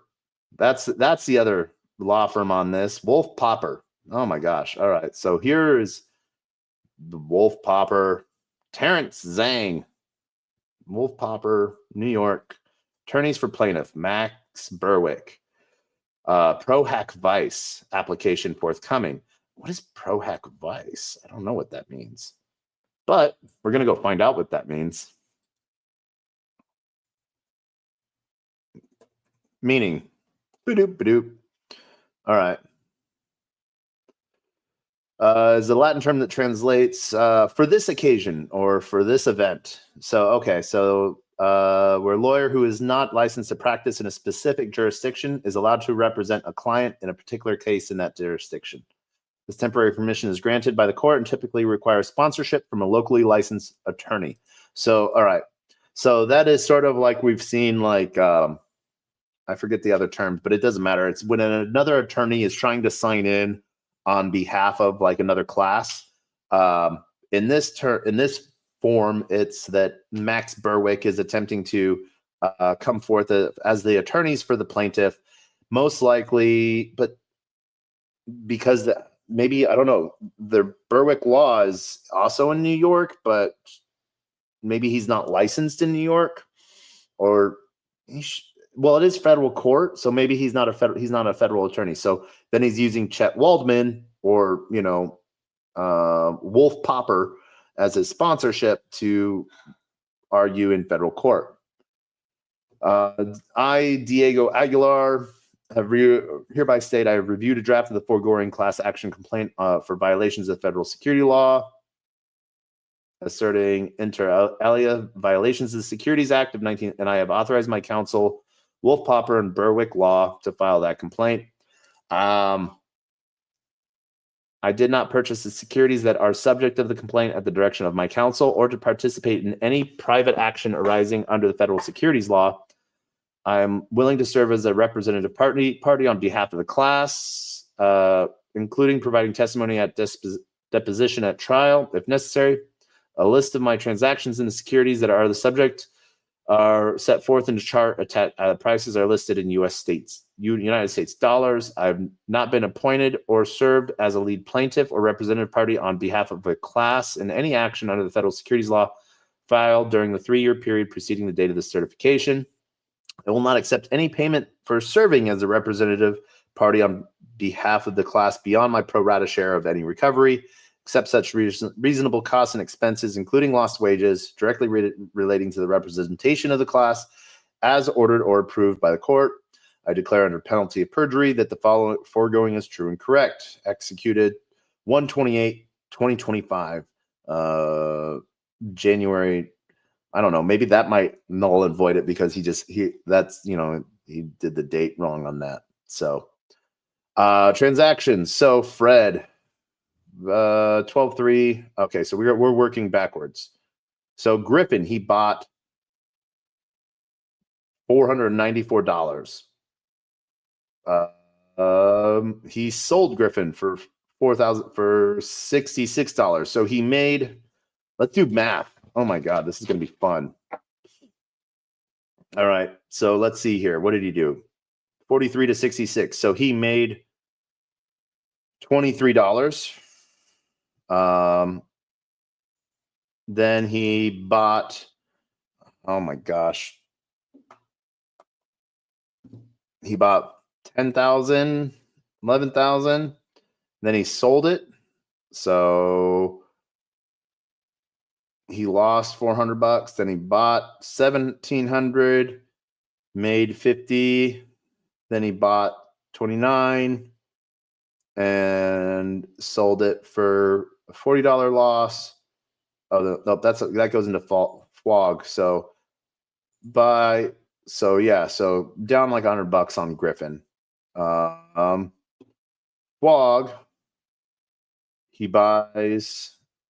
he sells for $40,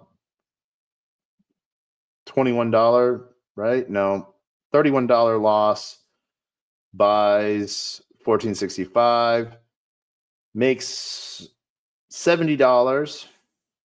Then he buys and sells for $30, $20 loss, $17 loss, $17 loss. No, $23 loss.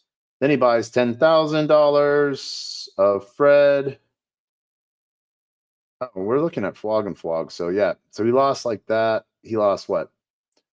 This is all Fred. All right, so all Fred. So FWOG, he lost $33. Griffin, he lost $100. Fred, oh my God, dude, like he buys $452 and then he sells for $450. So yeah, either he's just, I'm not even going to comment on him and his buying selling patterns, but yeah, no conviction, bro. So yeah, I don't know, man. This is what we have. This is the case that has been brought against Pump.Fun. So specifically, let's go back over to Pump.Fun. And let's go look for our reply to Pump.Fun. Oh, no. Where's our I guess we got to go to R. We're going to go to R replies. Find the Pump.Fun one. Okay, boom. All right, so let's see. Add another post.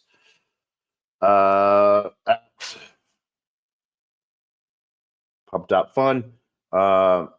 After reviewing the class action against you, we want to specifically, if I can spell correctly, I cannot. There we specifically point out items 84 89, 103, 113, 119, and we're going to put a star by that. 123,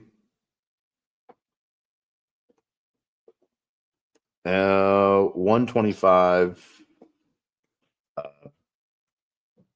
B, 125, D, and 142.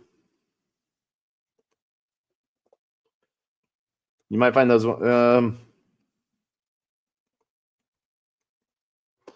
good starting points.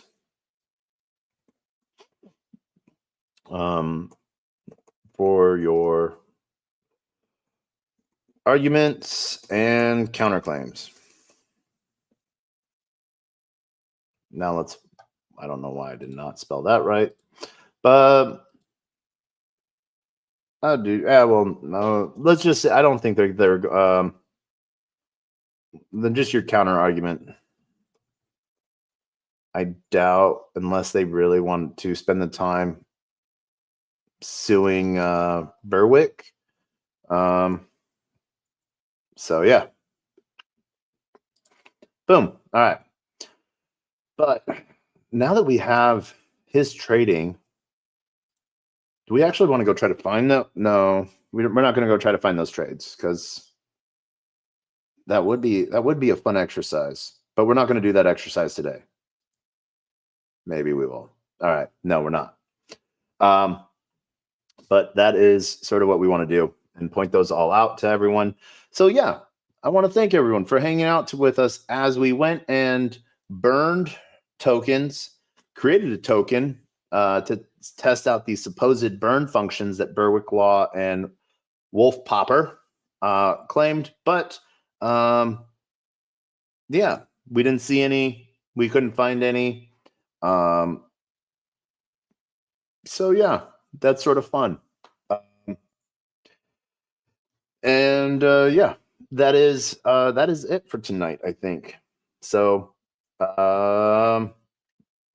you know, the other aspects of it being that it's a UK company in Germany and England. Just really sort of this grinds my gears, because, and I know I quit sharing my screen, but here, we'll go back to this. This is why this grinds my gears. Berwick. Let's see. So,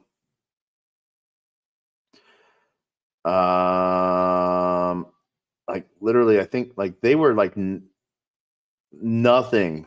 Like this is what got them on the. They were looking for a ticker. And like oh man, like they are doing a great job of trolling and stuff like that. But let's see. Has filed a second federal class act on behalf of investors against the pumped up fund. Full complaint below.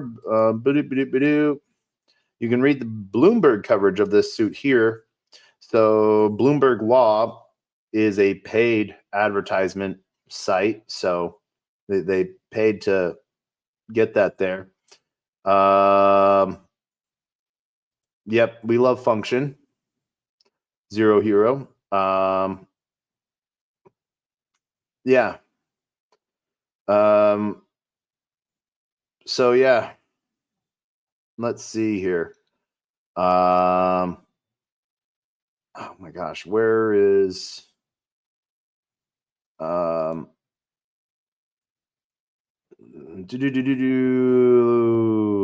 inflating trust through public personas, leaders demonstrated wealth and success. AI trade, the trade AI schemes epitomize the worst abuse of the crypto and Web3 ecosystems. Man, so they had a line where they basically said censorship resistant and permissionless. And so the big issue that I had with all of that was the fact that, yeah, we're going to like our own post. Heck yeah, we are. Where did we get that? We had this way down here. All right. So yeah, we spent the day lost in IKEA. It was fun. All right. Is this it? Yeah. So, the true promises of censorship, resistance, and financial opportunity that crypto could be. So, and I'm like, oh my God, wait, explain this to me. Promises of censorship, resistance, and financial opportunity that crypto, then why are you suing a censorship resistant protocol? And yeah. So now, because they asked me, Joseph, he added to his 2 cents. And so as you can see, I invited them to the show too, and they actually have the invites in their inbox. But so let's see here. After reading your complaint, my position still stands, and you are just money grabbing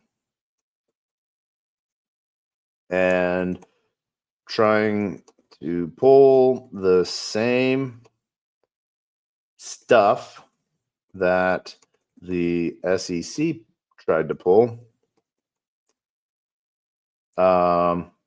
in multiple lies.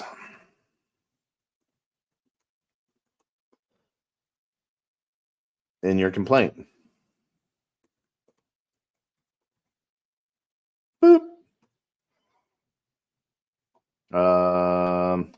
So yeah. 1, 2, 3, 4, 5, 6, 7, 8. Stopped counting at 8.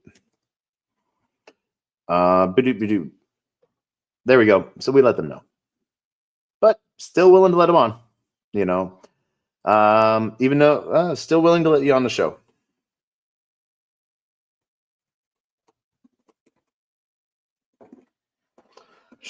Still willing to have you on the show.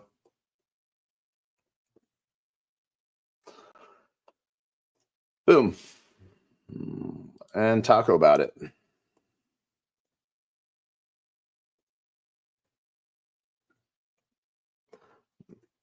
Talk about it. All right. Talk about it. TB. Test burn. TacoBytes. That was by accident. Really? That was 100% by accident. So, anywho, I want to thank everyone for joining us tonight on TacoBytes, your daily bite of Degen, episode number 865, legal mumbo-jumbo, Berwick Law and Wolf Popper versus Pump.Fun in the Southern District of New York. So next steps obviously is it was filed, needs to be accepted by the court. Then the court needs to serve the defendants, which one lives in Germany, one lives in England, and the other one lives in England, with proper notice and serving. So very interesting to see how that might go. And then there might be a battle in oh my gosh, jurisdiction, because they are a UK company, and they're crossed between the EU and the UK, which country or has jurisdiction. They tried to state that like all transactions for New York, Solana in New York, run through the Solana Foundation's office, which is sort of hilarious. So, yeah, this just, oh my God, I think this is so funny. This is one of those things to where,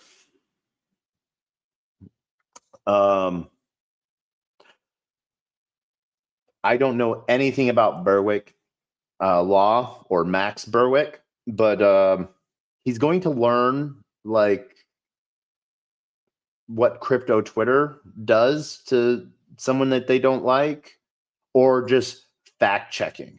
The fact checking of crypto Twitter is amazing. Like when crypto Twitter fact checks Elizabeth Warren on any crypto claim, you guys and gals and everyone in between freaking rock. Now, when you call her every name under the sun, not the coolest, but when you come at her with like the truth, because blockchain does not lie,